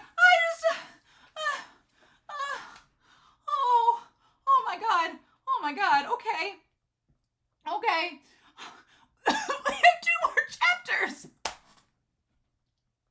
Oh, the Cave of 10,000 Gods, Face of 10,000 Gods revealed. Part 4. Right at that moment, there was a sound of an explosion in the deep recesses of the cave, and in the far distance, there was a blinding white light slashing through the darkness, and the darkness followed by the shrieking of silver butterflies. The 2 looked up and their faces changed. Xie Lian loosened his grip on Hua Cheng's sleeves. "Let's talk later." Well, why can't we talk now? And thus the 2 continued forward, only this time there was an added action of tightly holding on to each other's hand. Oh my God! Xie Lian's face was still hot, and he spoke with forced calm, like nothing was the matter. "San Long, how did you discover that those 2 Feng Xin and Mu Qing were imposters? Where are the real ones?" He was pretty much in the same state as him, replied, "I left 2 wraith butterflies to monitor those 2 useless trash, so how could there suddenly be 2 more? Don't worry, Your Highness, they're fine, they won't die. Then we have to go release Feng Xin and Mu Qing from the cocoons first, otherwise it'd be bad if he finds them, and they have no power to fight back. This way, follow me." Oh. This Cave of 10,000 Gods was indeed his territory, and even when they came across over 5 to 6 different forks in the road, he could immediately and accurately determine which path to take. It didn't take long before they returned to the first path where they parted. Even in the distance, they could hear the other 2 yelling and pointing fingers at each other. "Why did you tell His Highness to run? Now you've done it. He's been carried away." "What, and have him stand around to be butchered? Oh, you just want him to distract Hua Cheng and have him led away. Am I wrong?" Xie Lian didn't know whether to laugh or cry. The 2 giant white cocoons on the wall were simultaneously gnawing at the silk and yelling at each other, and when they saw him return, they were so surprised they forgot to spit out the white silk from their mouths. "How did you escape?" Xie Lian's bamboo hat was still on the ground where he dropped it, and he quickly picked it up and tied it around his back. The heavy white silk released those 2, retreating back into the shadows. Feng Xin and Mu Qing, who were both beaten black and blue, tumbled to the ground. When they saw Hua Cheng emerge from behind Xie Lian, they probably thought they were about to go through another beating, that things were going to get rough again, and their faces twitched. Feng Xin was still grabbing for Xie Lian's arm to pull him back, but Xie Lian grabbed a hold of Hua Cheng first. "Your Highness!" Hua Cheng was already starting to lead the way. "Gege, this way." As if those 2 dared to follow him. Feng Xin questioned, "Your Highness, why are you still with him?" Mu Qing said, "Didn't I say he's lost his mind, completely infatuated?" Xie Lian didn't fight them, but only gently, but very firmly held on to Hua Cheng. "There's no time to explain now. In any case, let's get out of here first. There's an enemy chasing us from behind." Having been held on to like this, Hua Cheng's eyes were twinkling, and a moment later he smiled. "I suggest you both hold your tongue and just follow. I'm in a good mood, so I won't fight you for now." Oh my God! Seeing this, the 2 wore complicated expressions and were in complete disbelief. In their thinking, they couldn't just figure out why Xie Lian could still so nonchalantly walk alongside such a terrifying bastard ghost who had stalked him for over 800 years with a mind full of unspeakable things. This was practically like playing with fire and getting burnt. Mu Qing was suspicious, but in the end, finally chose to talk the other point and asked, "You said there's an enemy? The Cave of 10,000 Gods is his territory, so what kind of enemy can there possibly be? That scratch on his face was also inflicted by the enemy? I don't think there are many in the world who can calm the crimson rain-sought flower. It's the white no-face," Xie Lian replied. Hearing this name, Feng Xin and Mu faces both changed too, and immediately, without another word, they followed Xie Lian. They were both more than clear that Xie Lian could joke and lie about anything except this one person. Xie Lian would never lie about him, and would never mistake him either. The group was just fighting each other to the death in the 10,000 God cave earlier, and now they were all fleeing together. "Just what is going on?" Mu Qing demanded. Xie Lian thus gave an account of what the white-clad man had transformed into with their appearances, and they were both stunned. "Disguised as us? How is that possible?" "It's true. Even though everything happened so quickly and I didn't look closely, but at a glance, it was absolutely you 2. But how can the white no-face still exist in this world? Wasn't he killed by the emperor? It's easy to imagine that this creature isn't so easily killed, Mu Qing said. Maybe it was killed at the time, but with the right chance, it can certainly revive itself. Xie Lian recalled something and turned to Hua Cheng. Sanlong, before, just as we entered Mount Tonglu, you suddenly woke from your hibernating state and urged us to immediately hide away from something. What you sensed back then, was it him? It was him. I knew it! We chose the path to the west, but the one who killed thousands of monsters and demons from the east was him. He's reborn, but still a little weak and needed to kill monsters and demons who entered Mount Tonglu to use them as a stepping stone, and now he's recovered, possibly even stronger than before. After all, he was the world's first supreme ghost king. Just as they were talking, Mu Qing noticed something wrong. Your Highness, do you know where he's taking us? I don't think this is the way out. Of course this isn't the way out, because there is no way out right now. What? Isn't this your cave territory? You can't be lost either. Of course not. Because the white no-face is blocking the path leading to the exit of the cave. If you think you can defeat him in your current state, then by all means don't follow me and I won't stop you. Please go ahead. Feng Xin and Mu Qing were both from Shanla after all, and like Xie Lian, they had an indistinguishable shadow towards that creature in their hearts. Unless absolutely necessary, they absolutely did not want to face him. Feng Xin gazed upward. Can we punch through the top of the cave and get out directly? It's a snowy mountain outside. Do you want to start another avalanche? It's too bad they left the Earthmaster shovel to Yin Yu for emergencies, and they didn't have it on hand. Even if they did, none of them studied on how to use it, so they couldn't soundlessly dig themselves out. Then what are we running around aimlessly for? As long as we run around aimless, he'll chase after us and therefore leave a path leading to the exit. By then, the rest of you can use a chance to escape. Well, wait, the rest of you mean split?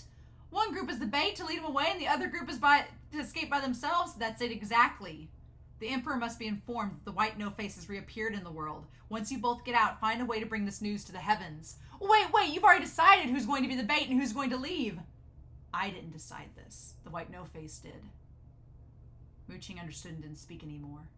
It really wasn't up to them to decide who gets pursued. If they must choose the one among them that the white no-face would be the most interested in pursuing, then for sure it was Xie Lian. He declared without hesitation, I will stay with you to face him. In the past, if there was any incident, Mu Qing would always be the one Xie Lian sent back to report, while Feng Xin would always be the one staying to assist from behind, and now it seems circumstances were going to repeat. However, Xie Lian glanced at Hua Cheng and said, thanks, but there's no need. Sanlong will stay with me. Feng Xin blurted, well, how can he be the one to stay? Xie Lian replied, he's fine, I trust him. His voice was gentle, but his demeanor was exceedingly determined, and Feng Xin was stunned in spite of himself. Your Highness.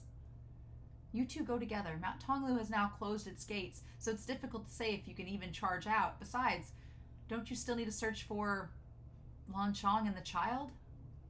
With this reminder, Feng Xin's face grew ashen. A wraith butterfly flew out from the engravings on the vambrance around Hua Cheng's wrist, and Hua Cheng said, follow it. The two looked at Hua Cheng and then at Xie Lian, and in the end, Mu Qing tossed out, you two watch yourselves. He turned around to follow the silver butterfly, dashing into another tunnel. A brief moment later, Feng Xin too followed, and thus the four parted at the fork in the road. And just as Xie Lian was watching their retreating backs, in the distance came another series of exploding rumbles. The remaining two exchanged a look. Hua Cheng said darkly, he's here. Take me away, Xie Lian said. Oh my God. That white-clad man came charging after Xie Lian as expected. Hua Cheng continued to set up wraith butterfly arrays to form obstacles in order to ensure the white-clad man would always be kept at a distance from them, while at the same time monitor the situation in various paths.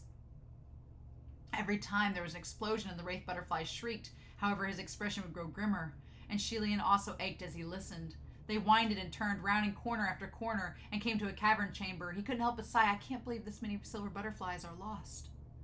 While those wraith butterflies didn't have a good reputation in other realms, in Xie Lian's eyes they were nothing less than clever and little precious spirits.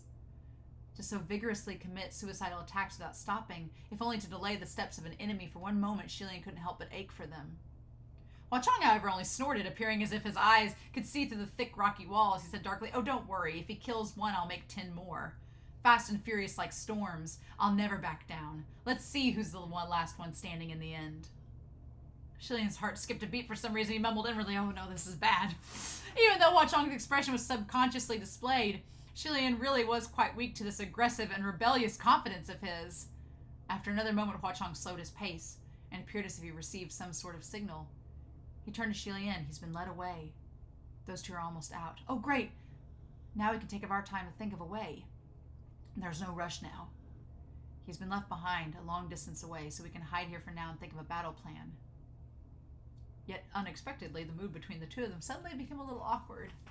It wasn't the kind of awkwardness that came with embarrassment, and just a bit of unknown shyness. Oh my god, they're just gonna have this moment to like ruminate on everything while this monster is like following Feng Xin and Mu Qing. Oh my god. They were being chased closely by that creature behind them at first, and Feng Xin and Mu Qing were both present at the time, so this feeling wasn't obvious, although he did say let's talk later, and now they caught their breaths and it was already later. He had no idea what to say. Xie Lian coughed lightly, twice to clear his throat, raising a finger to scratch his cheek. Felt no matter what, things were a little uncomfortable. He wanted to speak, but then worried it would sound too abrupt or too silly or overly intentional, and in the end he hoped Hua Cheng would be the first to say something, but Hua Cheng's expression was also strained, appearing like he was very seriously thinking over their battle plans. Oh my god. Whether he was actually thinking was hard to tell, because the hands clenched behind his back seemed to be shaking slightly. Just then the two walked past the divine statue. Most of the divine statues in the Cave of 10,000 Gods were all about the same size, and the real person himself. As the real person himself, but this one was more rough in its craftsmanship, and his size was shrunken by half. When he passed it, he peeled the veil covering his face, and his eyes lit up. San Long, did you carve this one too? Hua Cheng looked over for the silent. It was a moment before he replied, it's work from beginner years. Gege, don't look anymore. That must absolutely be the truth, since this divine statue really was extremely ugly.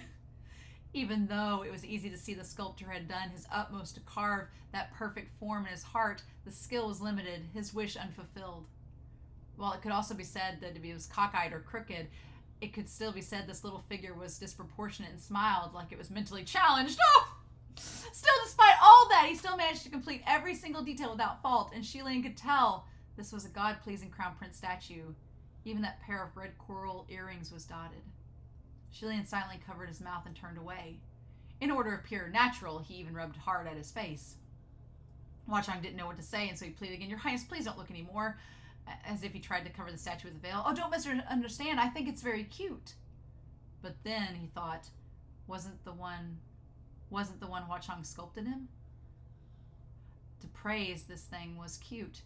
Wasn't it just praising himself as cute?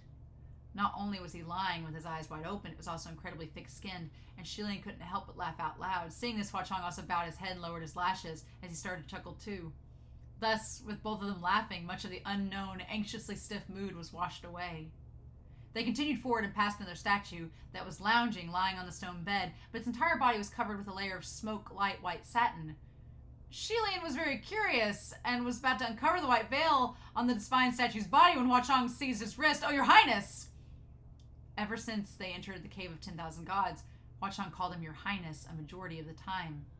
Xie Lian looked at him, and Hua Cheng let go of the hand that was gripping, looking like he was still uncomfortable. I already know it's a statue of me. Can I not still look? If Gege wants to look at statues, the best one I've sculpted still remains yet to be seen. I'll show you some other time. Don't look at any of the other ones in this cave anymore. Was it a naked statue? I bet it was! Xie Lian didn't understand why. I think all the divine statues in this Cave of 10,000 Gods are all carved really, really well. I think it'll be a shame if I can't see them. Speaking of, those murals, Hua Cheng said instantly, I'll go destroy them. Seeing that he actually was about to move, Xie Lian grabbed him. Don't. Why destroy them? Just because I saw? Fine. I'll tell you the truth. The only one I've only actually seen a little bit. Like the Shangyan Heavenly Ceremonial Procession and the army and the like. I haven't seen most of them because Feng Xin and Mu Qing wouldn't let me. So I have absolutely no idea what you painted. Don't go and destroy them. Only then did Hua Cheng turn around and face them. Really? He held on to him and replied with the utmost sincerity, Really? If you don't want me to look, then I won't. Hua Cheng seemed to have sighed in relief and said quietly and smiled, It's not anything good to look at anyway. If you want to see anything, just have me paint it directly. A reaction like this, Xie Lian was now even more curious, but he didn't want to drive Hua Cheng to destroy those precious murals either, so he could only force down his own desires. After taking a few steps, he suddenly frowned. Something's not right. Oh, come on now. Come on now. Do we get one more chapter? Oh, thank God. What is it? Hua Cheng asked. White No-Face, why would he come to Mount Tonglu? Perhaps his powers haven't recovered completely and he wants to borrow the kiln to be reborn into this world. If that's the case, that would mean that him now is not a supreme? That's not entirely impossible. Earlier, the White No-Face impersonated Feng Xin and Mu Qing suddenly charged out, his abrupt appearance both shocking and terrifying. On top of that, Xie Lian's first reaction was he can't be defeated, run away, so he grabbed Hua Cheng and fled. The two didn't actually face him for too long, so they weren't able to gauge just what exactly was White No-Face's current true strength. Was it all just a bluff, or was he stronger than he seemed? Exchanging rough blows for no more than a flash of a second, nothing could be determined. Xie Lian muttered, I subconsciously thought he was stronger when I only saw those two fake skins, but maybe he hasn't completely recovered right now, and maybe he's currently at his weakest? Otherwise, why would he come to Mount Tonglu? Maybe I can give it a shot. See if he could take him down. Hua Cheng immediately replied, good, I'll go fight him. Oh, no, don't face him straight on. Just me giving it a shot is enough. Usually, Supreme Ghost Kings would never face each other in combat so easily. Just how ship-sinking Blackwater and Crimson Rain-sought Flower coexisted in peace. The Ghost Kings weren't like the heavenly officials of the heavens where their strengths, how big their palaces were, how many worshippers they had, the parameters of their powers were all well known by anyone who cared to keep track. They would hide their true strength the way they hid their pasts. Since they possessed no knowledge of each other's strengths, and no one could know what the consequences would be if two Supremes should start fighting, if things could be kept in balance, then they shall be kept that way. No need to worry, Hua Cheng said. Victory or defeat hasn't been decided yet, unless Gege actually believes I would let you face him by yourself. It's not that, San Long. We're not the same. He won't kill me, I can swear it. Why? After a moment of hesitation, Xie Lian chose not to answer and only said, you don't know just how terrifying that creature is. Hua Cheng cut him off grimly. Your Highness, I know. Only then did Xie Lian remember that Hua Cheng had also joined the army Shanla once had, and had personally experienced the Shanla battlefield, seen with his own eyes the tragedy of the fields piled with corpses, but Hua Cheng wasn't like him. He had never personally seen that shocking battle between Jun Wu and the White No-Face. He had never crossed paths with the White No-Face before. Oh my god! It's all coming out! No! Having thought this, Xie Lian shook his own head with force. It's not that I don't trust you. It's just, I don't want anything to happen to you. Hearing this, Hua Cheng's eyes twinkled. A moment later, he smiled. Gege, don't worry. I'm already dead, so it won't be easy for me to die again. Besides, have you forgotten what I told you before? As long as he doesn't find my ashes, he can do nothing to me.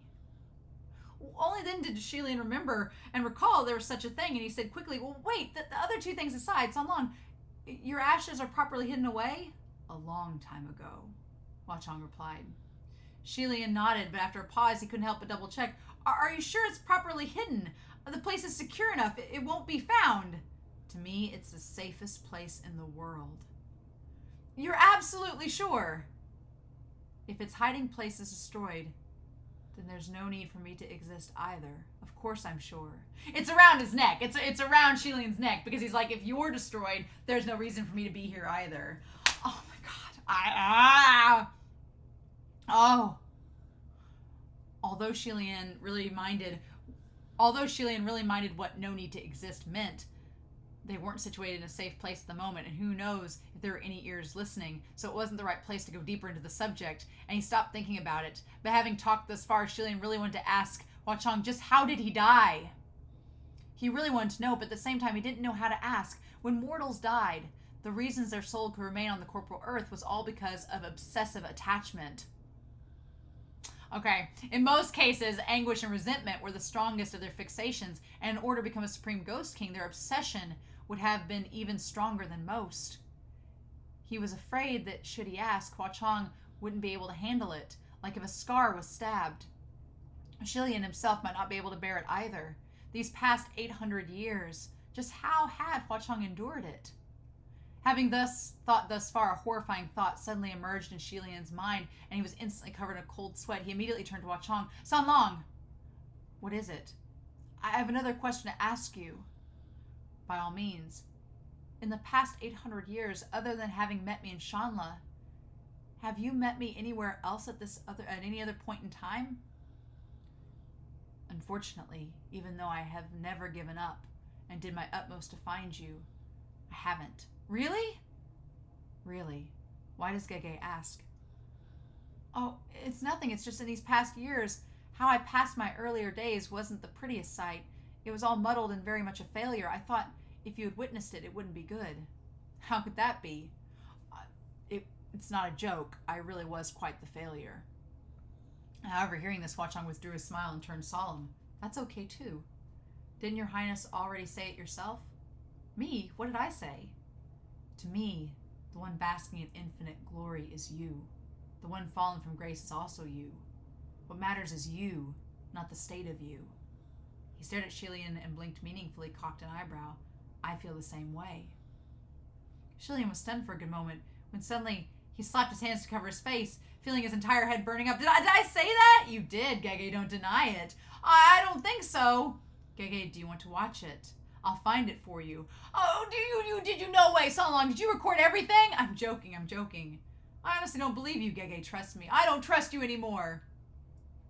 The two came into a fork in the road. Just then, there was suddenly a breeze, and Hua Cheng tilted his body, blocking in front of him, raising an arm as if meaning to shield him. The breeze wasn't anything, and naturally didn't require any sort of blocking, but Hua Cheng's actions came completely naturally. As the wind passed, strands of hair fluttered irritatingly, and Xie Lian suddenly noticed when Hua Cheng wasn't looking at him, his expression and the contours of his face were all cold. Beautiful in his nonchalance, Hua Cheng didn't even realize he moved without hesitation, as if protecting Xie Lian was an innate ability. So long. What is it, your highness? Xie Lian felt that Hua Cheng probably didn't notice himself smiling. A clear and powerful voice in his heart told him that this man really took him for a god. Xie Lian's fingers quietly clenched. Once we're out of Mount Tonglu, there are many things I want to tell you. All right, Hua Cheng nodded lightly. I look forward to it. Have Feng Xin and Mu Qing gotten out? They're already out. Then White No Face? He didn't catch up to us, and he didn't go to stop them? Where is he now? How far away is he from us? He hadn't finished, but his face changed. And he pressed two fingers lightly against the brow of his right eye. And a moment later, he said he disappeared. How could he have disappeared? He's disappeared into thin air. Even as a ghost, it was impossible to just disappear into thin air within the cave of 10,000 gods surrounded by wraith butterflies. Well, let me see. He gripped Hua Cheng's shoulders with his hands and tipped his feet slightly, touching his forehead with his. Hua Cheng's hand lowered to the rest of his waist for a moment. Then there was a small hesitation, like he was going to pull away, but in the end, the hand remained and hugged him even tighter. Oh my God! What is this? What is this? The scenes that Hua Cheng saw moments earlier swiftly flashed before Xie Lian's eyes. That white-clad man came languidly before a stone cavern, and countless wraith butterflies once again rushed towards him, wrapping him in a shimmering human-shaped cocoon. After a frozen moment, they were shocked away. Silver light exploded, crackled, and the silver butterflies were blown into scintillating glitter. But after the silver glitter had settled, he disappeared. Following that, Hua Cheng's right eye carried his sight and swept across the situation in countless many other tunnels, but the white-clad figure was nowhere to be seen. Xie Lian was puzzled and pulled away slightly. Did he leave? While the others might not know, Xie Lian was more than clear that if White No Face saw him, he would no doubt harass him persistently. Maybe our speculation before was right. His first objective is to use the kiln to regain his supreme status, so he left us first. This voice was pressed against his right ear, and only then did Xie Lian come to and realized Hua Cheng's face was cupped in his hands. He pulled from him to bend slightly at the waist, and Xie Lian let go quickly. He cried, "Well, stop him!" Their mission coming to Mount Tonglu this time was to prevent any candidates that had the potential to become a supreme. The two had been avoiding the white-clad man the entire time earlier, but now the situation had been cleared. They were now going through countless divine statues in search of him. It didn't take them long before they came to the place where the white-clad man had disappeared. Sure enough, besides a few divine statues, there was not a single soul. Silver shimmers covered the ground, and the silver butterflies that weren't completely destroyed by the shockwave were fluttering their broken wings. Xie Lian bent down. Even though he didn't know whether it'd help, he still wanted to cup them up. Right then he heard Hua Cheng's voice coming from behind him. "Gege, come here by my side." And the voice was laced with suppressed anger, but the rage wasn't directed at him. Xie Lian looked up and found Hua Cheng's eyes blazing, and they were staring at a divine statue ahead. It was a divine statue that was covered from head to toe with a white veil, unmoving, and its general contour could be seen. It seemed to be pointing a sword, and so one end was protruding sharply. However, at this very moment, at the sharp tip of the sword's point, a patch of astringent red was exuding, spreading non-stop, staining and soaking the white silk. There was blood on the sword. Anyone who witnessed the sight could tell there was something strange with this divine statue. Perhaps at this moment, what was under the white silk was no longer the original divine statue, but something else. Xie Lian leapt to his feet and stood side by side with Hua Cheng. The sword Feng Xin pointed at the divine statue. With a dark expression, Hua Cheng waved his hand, and the white veil was uncovered. Xie Lian's pupil shrank instantly. Under the white veil was a divine statue of him. This was a God-pleasing crown prince statue, a sword in one hand, flower in the other. A smile hung on his face. Only there was a trace of blood on that smile. The source of the blood was the sword The source of the blood was the sword gripped in his hand. There was a youth pierced upon the blade, his head wrapped full of bandages, his body covered in blood. It was Long Ying. What? Oh my God! Wait, what? Oh no! What? Oh,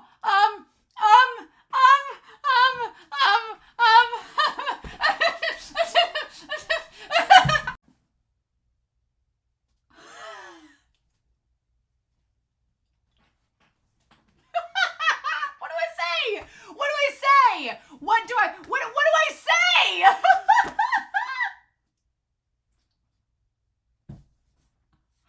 felt like I just ran a marathon. I felt like everything all at once, all of this. I was gonna go through the 5 chapters with you all and write on whiteboard kun as I went, and then I thought about it for 10 seconds and was like, there's no way. There's no way. I'll run out of space. We're going to have to flip whiteboard kun over. We're going to have to do the whole thing. I was like, no. So I literally took an hour. I'm not joking. I took an hour after that reaction was over to sit here and write all of this out. I went back to the chapter, wrote all of this out. I'm going to have to probably erase as I go so I remember where I am on this board. But it was just, and you know what the thing is? You know what the thing is? On this board over here, I'm going to erase 2 things. That's it. 2 things I'm going to erase. Out of all this, there are only 2 unanswered plot points that we're going to take off. Now, there's like 5 of these that I think in the next set of chapters or 2 might get explained. But as far as like stuff that we've been waiting to find reveals about, very little. But the stuff we do find reveals about is like insanity. So, I've never wanted to fall out of my chair more than after reading these 5 chapters. I'm glad I chose today to do it. I'm glad I didn't wait because, oh my God. Oh, this cover. I know now why y'all were freaking out about this cover. When this was revealed, everybody was like, oh my God, the cover. And I was like, I mean, it looks good. But then when you know the context of it, oh yeah, I know I wrote on last week's video, I was like, I realized in the reaction I'd gotten I was combining covers together. I had volume 4's covers first, which is them kissing over the table, which I still like it. And I had volume 3 as my second, which is the underwater scene. And this one was third. No, this one's bumped up to first. This one's bumped up to first. Because it's literally the context of this is Xie Lian hugging Hua Cheng from behind and saying, no, I like you. I understand that you like me and I'm okay with it. I'm fine with you liking me like that. And it's just like,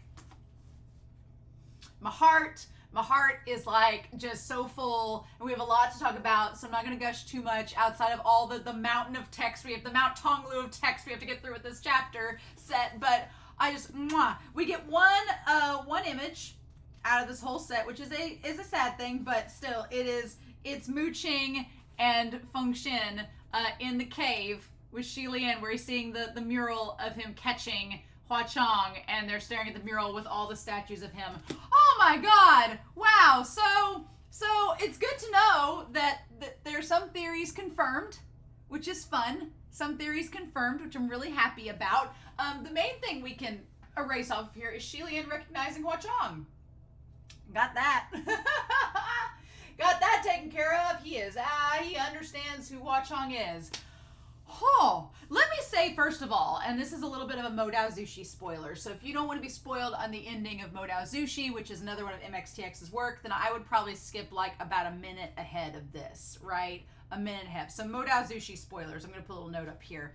But one thing that I really appreciate that this story has done is the reveal of each other liking one another. Now, granted, to Hua Cheng, he's not exactly sure how mutual it is with Xie Lian yet. He's still feeling things out. He just knows that Xie Lian accepts that Hua Cheng likes him.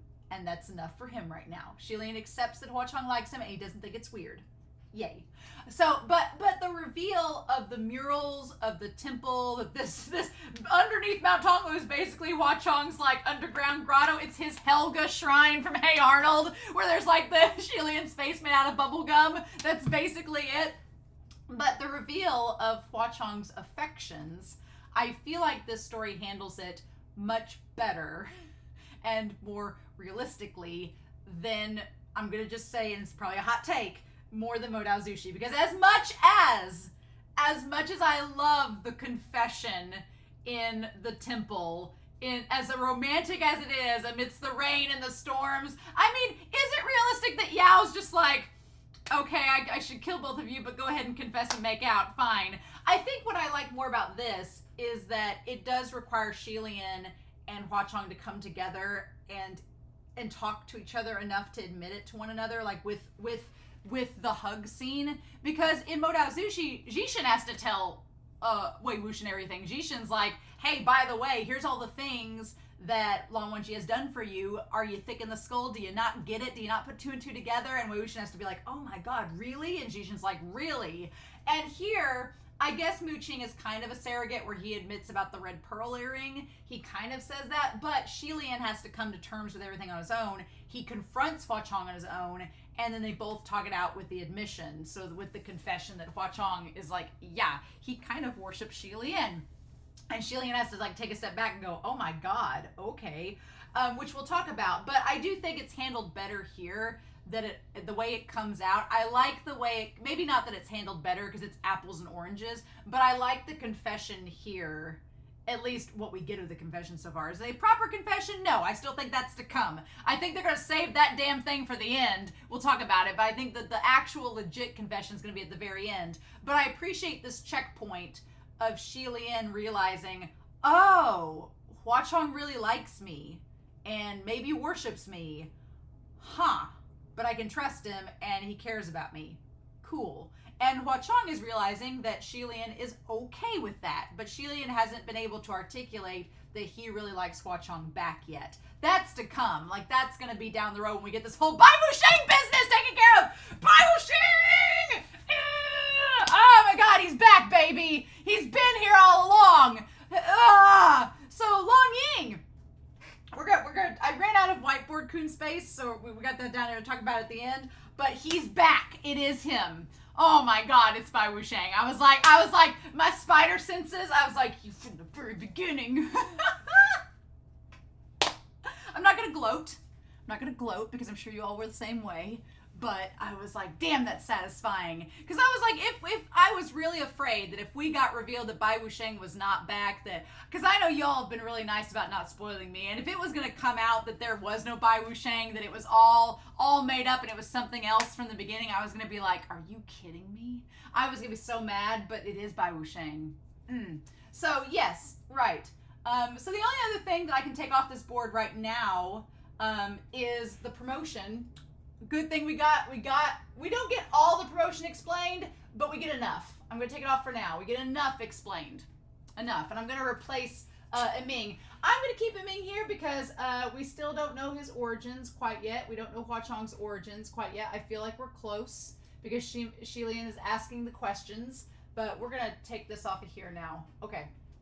And talk about this. And I feel like we're very close to finding out about Long Ying, at least the child version of Long Ying. I feel like we're close to talking about the second ascension because we're talking about Junwu and Bai WuXiang, getting close to that. Rui's origins, maybe that goes with Eming. I feel like we're getting close to talking about Bai WuXiang's death. I feel like things are coming together. and it feels pretty darn good. Now, there's still like a whole board of questions, but we still have 2 volumes and like 2 2/3 volumes. We did get like through a third of this volume already, which is crazy. This is a lot of stuff, a lot of chapter space. So yeah, I'm going to be erasing as we go, because otherwise I'm going to lose track of where I am on the board. So you guys will have to humor me. First point that I want to point out is Mu Qing is a bitch. I was so frustrated with Mu Qing in this chapter set. I was like, can you calm down, sir, for 5 seconds? Mu Qing is like a toxic Hua Cheng for Modao Zushi. He really is. Because with Cheng, I at least felt like there was like a brotherly vibe with Bai WuXiang and Cheng, and yeah, there was maybe some jealousy there, sure. But there was like kind of Cheng was kind of like almost, there was a naivete and kind of like an innocence to him almost. And when you realize that he doesn't know the full extent of the story and you're just waiting for it to come out and then it finally comes out at the end, you kind of feel sorry for Cheng and everything that he's gone through. Mu Qing is petty. Cheng was not petty. Hua Cheng was not petty, but Mu Qing is petty. He is so petty and like just being all passive aggressive as hell. And maybe it's because I'm not really great with passive aggressive people. I'm like, just say what you gotta say. I probably would hang out with Feng Xin way more than Mu Qing, because I'd be like, he just speaks his mind. I'm cool with that. Just don't beat around the bush, just say it, you know? And so Mu Qing, just put Mu Qing as a bitch up here. But he's mad. He is mad at Xie Lian's acting, being like, you mean to tell us that you knew that we weren't who we say we were the whole time and you just let it happen? And I'm like, you know how Xie Lian is if you observe him as much as you say you do. You know he was just trying not to make you feel bad. And Feng Xin picks up on it. He's kind of like, yeah, I get it. I get why you were doing that. But him refusing Xie Lian's help, Mu Qing is like the worst version of a tsundere. Like, I know that he's not really mean and evil, but he's petty, and I know that he's just trying, like, he feels bad for having to ask for Xie Lian's help, and I'm like, dude, just get over it. I just want to be like, you've been around for 800 years, let it go. And he won't do it. He remembers all these grudges from like 800 years ago, and then he gets mad when Hua Cheng remembers grudges, and I'm like, dude, you're the same as him.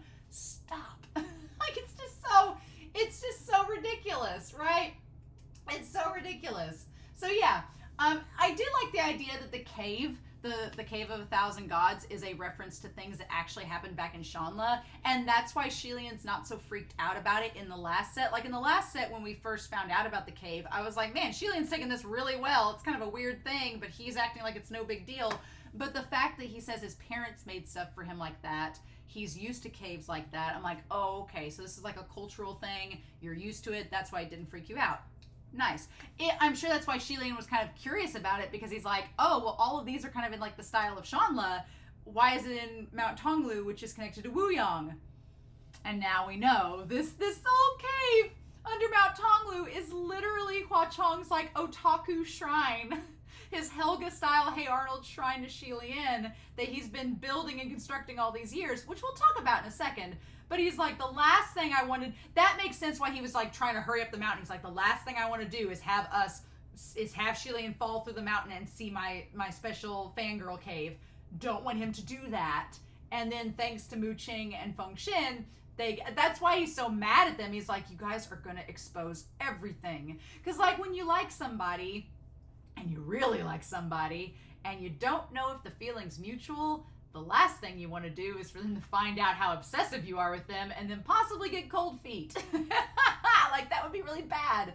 And I've kind of been in Hua Cheng's shoes before. Like, I've not made a shrine to people before, but I have really liked somebody way more than they liked me back. And when they find out how much you like them and they don't like you, it's awkward. And so I feel like I understand where Hua Cheng is coming from. And he's just like, oh God, I don't want them to know.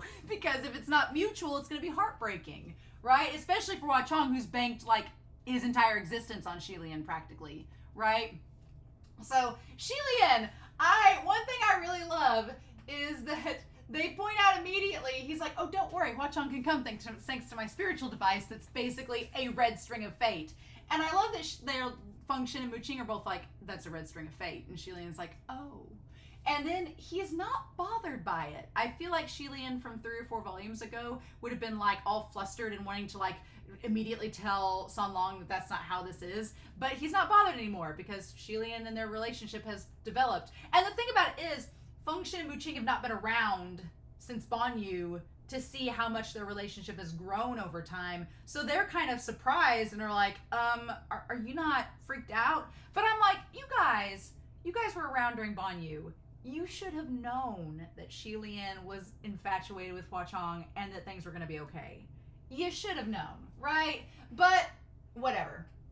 So, Mu Qing, I like that. We still don't know exactly what the shitty deed is, to my knowledge, but we know that he's been mad at Xie Lian because of getting in trouble in the heavenly realm after the whole fetus spirit thing came up. And that's why he's been mad, because Mu Qing is all about saving face and appearing one way, and getting in trouble in the heavenly realm is like something he takes big offense to. And Feng Xin's like, again, let it go.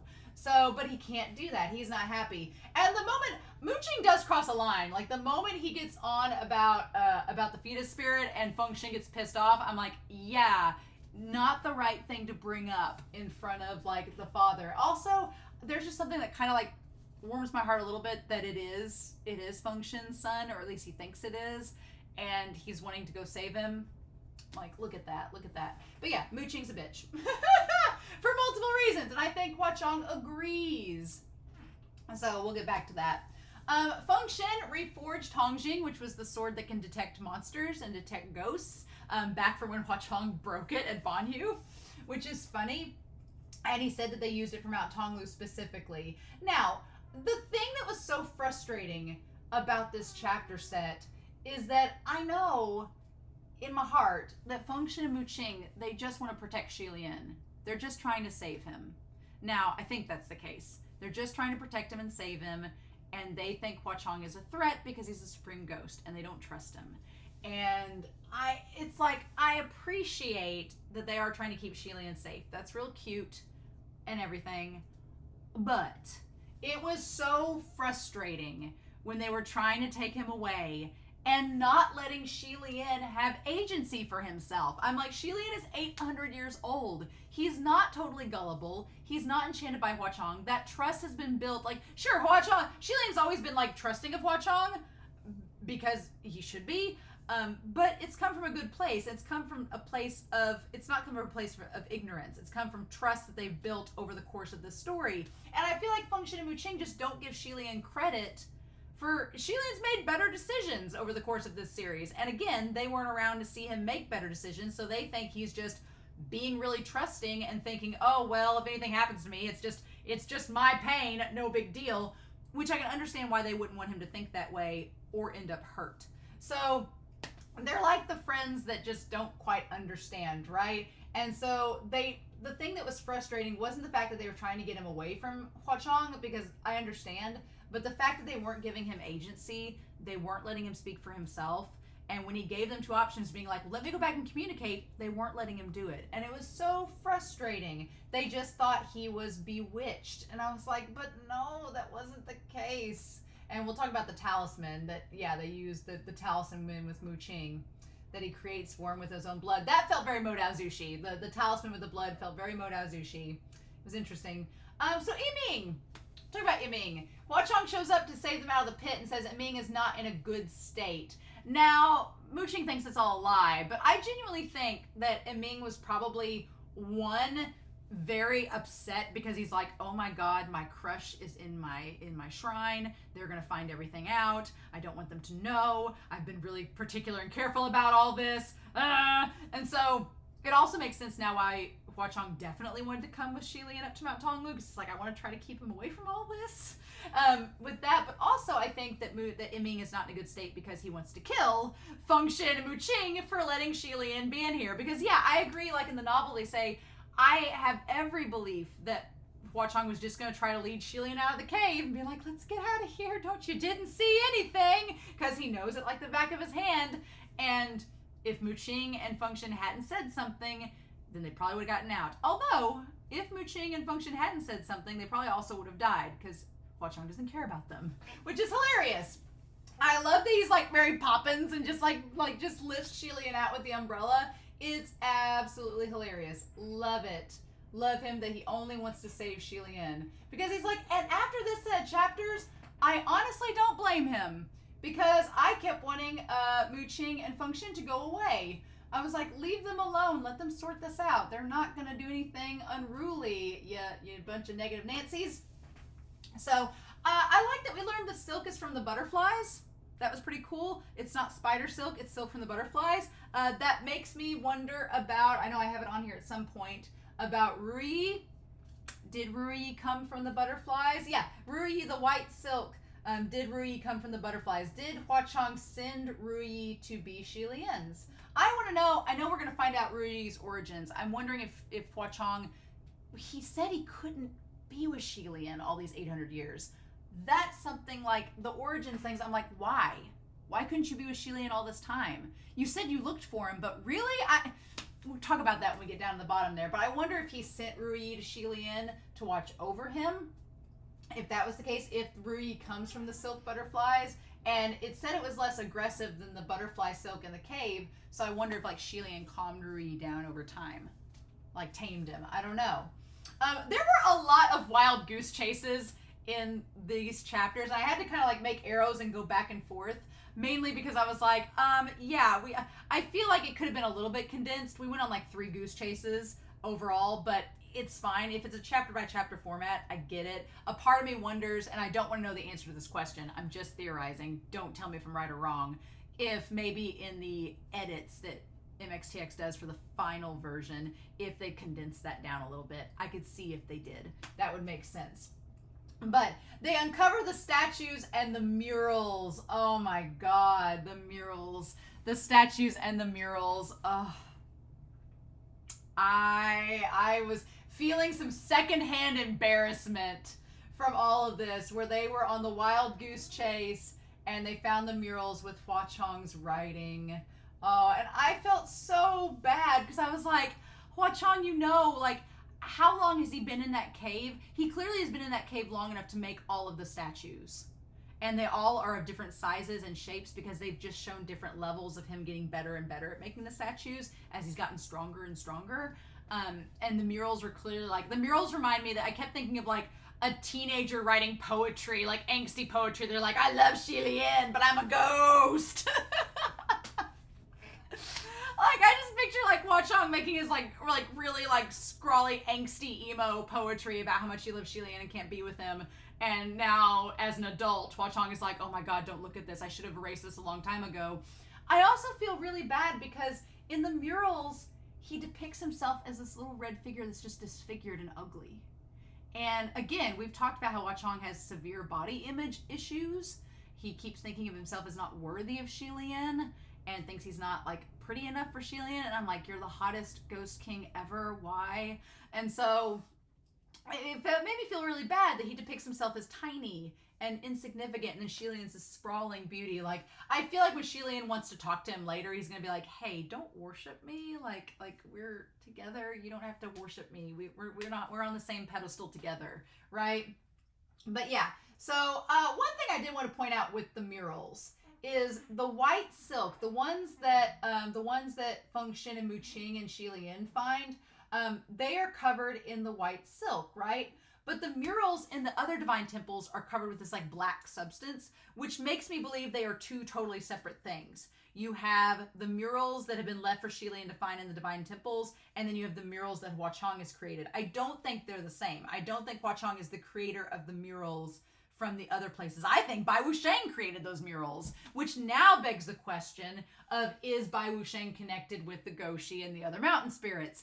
I think so, but does that make Bai WuXiang the Prince of Wuyang? I think so, but who knows? We'll have to see, right? But I do find that interesting, the 2 ways the murals are covered and how they are different, right? So Hua Cheng does not want them to know that the caves are his otaku caves. Now the question is, he says that has he been trapped in Mount Tonglu for a long time, longer than 10 years? Or did he keep going back to Mount Tonglu? Was there a reason he had to stay there? I feel like this cave took longer than 10 years to construct, but I could be wrong. Maybe it did just take him 10 years. who knows? I mean, it is Hua Cheng after all. It just feels like there should be more to it than that. I don't know. Interesting. But then Mu Qing remembers the red coral earring. Now again, Mu Qing, part of his character is that he doesn't forget things. He has like a photographic memory, holds grudges forever, kind of like Hua Cheng, but doesn't want to admit it. But he remembered. And of course Xie Lian didn't notice. Of course, when Xie Lian was like, oh, that red pearl? I was like, oh my God. Which of course, it should have been clear because back in the flashback in volume 3, Xie Lian didn't remember anything. He didn't remember like the clothes he wore, everything. But Mu Qing remembered all his clothes. And so did Hua Cheng. So all of the different outfits and accessories. Basically, if we're talking about the Barbie movie, it's like Hua Cheng had every form of Xie Lian Barbie. It was just like, here is Parade Xie Lian, and here is Bath Xie Lian. And here's like, he had all the different Xie Lian dolls that he made for himself, right? But Mu Qing remembers the coral earring. Now, we didn't mention Long Ying yet, so the adult Long Ying, so I guess that wasn't considered important. But it also makes sense that Mu Qing would remember the earring because he's been trying to prove his innocence the entire time. So he wouldn't want, he kept looking for it thinking that he could prove his innocence. And around that time, Xie Lian starts to realize, as well as Feng Xin and Mu Qing, that it's been Hua Cheng the entire time. That Hua Cheng is the kid that he saved in the parade, that followed him through the army. It's been the same kid. And I feel like Mu Qing has known it's been the same kid, but Xie Lian and Feng Xin just didn't connect the dots until now. And it feels like, it's like Celine Dion starts playing and Xie Lian's holding his head and he's spinning around and it's all coming back to me now. It's just blaring with like a kazoo version. And he's like, oh my God, it's been him. He's the kid. He's the kid that followed me all this time. And I'm glad that Xie Lian knows now, especially we're in the 6th volume. I'm glad it's all come out. It's good. Nice. The big question is, what was the secret mural that they didn't want him to see? I think it was Land of the Tinder based. I think Hua Cheng was drawing Xie Lian, because if you're going by the timeline, Basie Hill, the next thing that happens after Basie Hill is the Land of the Tinder, and that would have been the next thing in line. And of course, Feng Xin and Mu Qing, when they showed up to rescue Xie Lian, he had like stabbed himself and it was more horrific and bloody. But if they saw it by like what Hua Cheng saw, they probably were like, okay. And I was like basically saying, was it Hua Cheng's fanfic doujinshi? Did Hua Cheng draw like some fantasy drawings of, you know, angsty teenage Hua Cheng was just drawing Xie Lian and like how he fantasizes about him? Because that would be another reason why Hua Cheng would be horrified for Xie Lian to show up, is he like, if he was like, oh my God, I have like fantasized about Xie Lian and myself all this time. I don't want Xie Lian to see that because that's really awkward. That's like the statue that's covered later. The statue that's covered that he doesn't want him to see. Yeah, the lounging statue's covered. He was probably like, oh my God, I don't want Xie Lian to see. We don't have to look at that one. Like, it's like a nude Xie Lian, like Kate Winslet from Titanic. Hua Cheng's like, we don't have to look at that one. It's fine. It's fine. I'll show you. He says he's going to show him the best one at one point. I'm assuming we're going to come back to that like in volume 8 at the very end. The best statue he's made of Xie Lian we're going to see by the end. I'm assuming. We better see it by the end. I hope so. But yeah, so I'm assuming that's what Feng Xin saw. They wanted to see the secret mural was the Land of the Tinder, and it was basically Hua Cheng making a doujinshi of him and Xie Lian. But one thing there is too is that Xie Lian just wants to talk to Hua Cheng. He just wants to talk to him. He tells Feng Xin Mu Qing, he's like, I just want to talk to him and confirm everything because I trust him, and we're making a lot of assumptions without knowing the full story. And I felt so bad for Xie Lian because he just was like, let me communicate with him and get some answers. And they're like, no. It did read very much like Feng Xin and Mu Qing were being very homophobic and being like, oh, he's been some despicable things he wants to do to you. And the thing about it is, they immediately think that Xie Lian would not be about it. And I'm like, well, you're not Xie Lian. That's Xie Lian's call, not yours. Let him talk to him. Get out. Shoo. Like, just shoo. Go away. And Xie Lian, I mean, I think it speaks volumes that Xie Lian was willing to throw down and fight Mu Qing and Feng Xin to get the chance to talk to him. I'm like, your crown prince is willing to fight you both, his closest and bestest friends, to go speak with Hua Cheng. Maybe let him go do that. Right. Let him go back and speak with him. Right. Let him go do that. The whole chase scene where Hua Cheng kept showing up and meeting them in the cave and just appearing was like a freaking horror movie. I hope if we ever get to the Donghua, they make it like a horror movie and it's just like, there he is, right in your face. It felt like a horror movie, and he was coming after them like he was going to kill him, which at this point, I think if Xie Lian had not been there, he probably would have killed them. I really, really do. And we see the fox spirit. They're like, oh, he's just being like a fox spirit trying to seduce you, Xie Lian. All of this time, again, y'all are doing amazing not spoiling me. All this time, every piece of fan art that has like anthropomorphized Xie Lian and Hua Cheng makes Xie Lian the weasel, right? Which we've seen in the actual, shorts and stuff itself, the OVA and everything, but has made Hua Cheng a fox. And I was always like, well, it kind of makes sense. He's foxy, he's sly, and he's cunning. But yeah, no, he's a seductress. I was like, oh, okay. Now it all makes sense. But Xie Lian trusts him. He's like, if he was going to hurt me, he would have done so a long time ago. So I think we're fine. After all we've been through, I think I can trust him. It's okay. We're going to be all right throughout all this.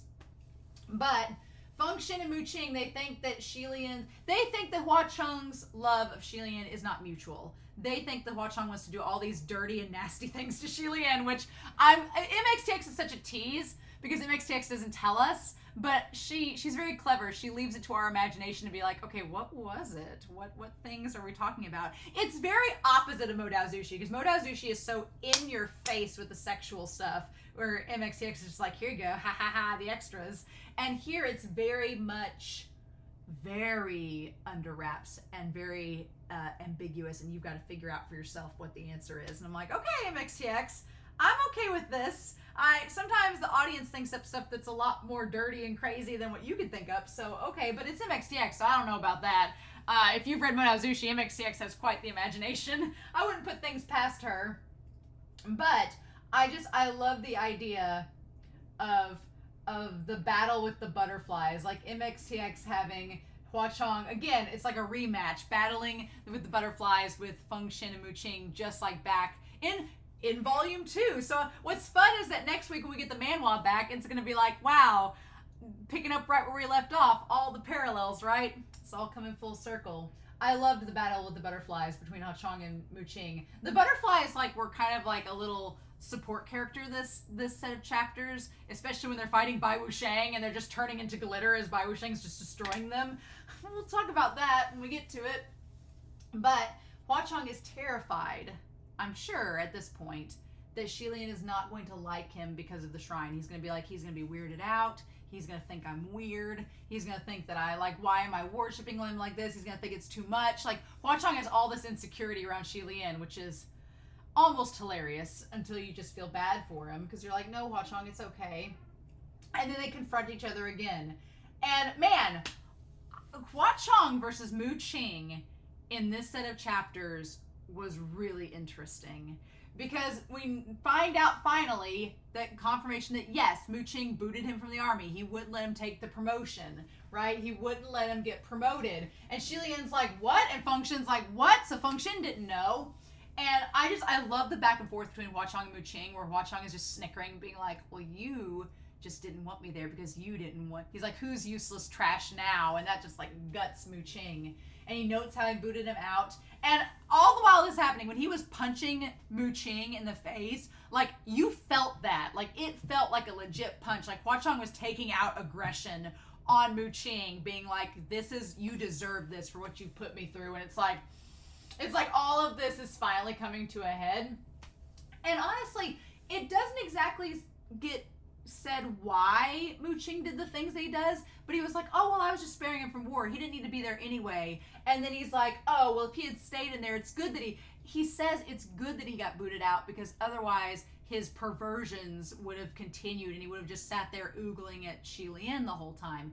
Now, the fact that he said it that way means that back then, that's not why he kicked him out. He didn't know that Hua Cheng was obsessed with Xie Lian at the time.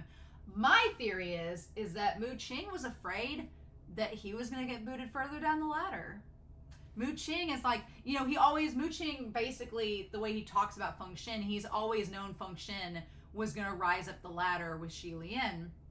But once Mu Qing kind of became associated with Xie Lian and started rising up the ladder alongside Feng Xin, he probably thought, okay, I've got my way up. I'm going to become a heavenly official. I'm going to do it. I can rise up the ranks. It's all set out in front of me. And I think the moment that Hua Cheng entered the picture as a kid, Mu Qing was suddenly afraid, like, everything I've worked for, this little shit's going to come in and boot me back to the bottom.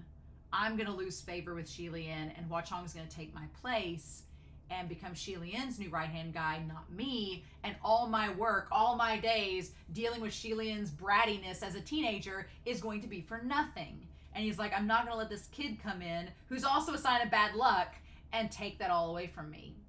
And that's why he booted him out and didn't offer him the promotion like Xie Lian asked. So that's my theory about it. I could be wrong.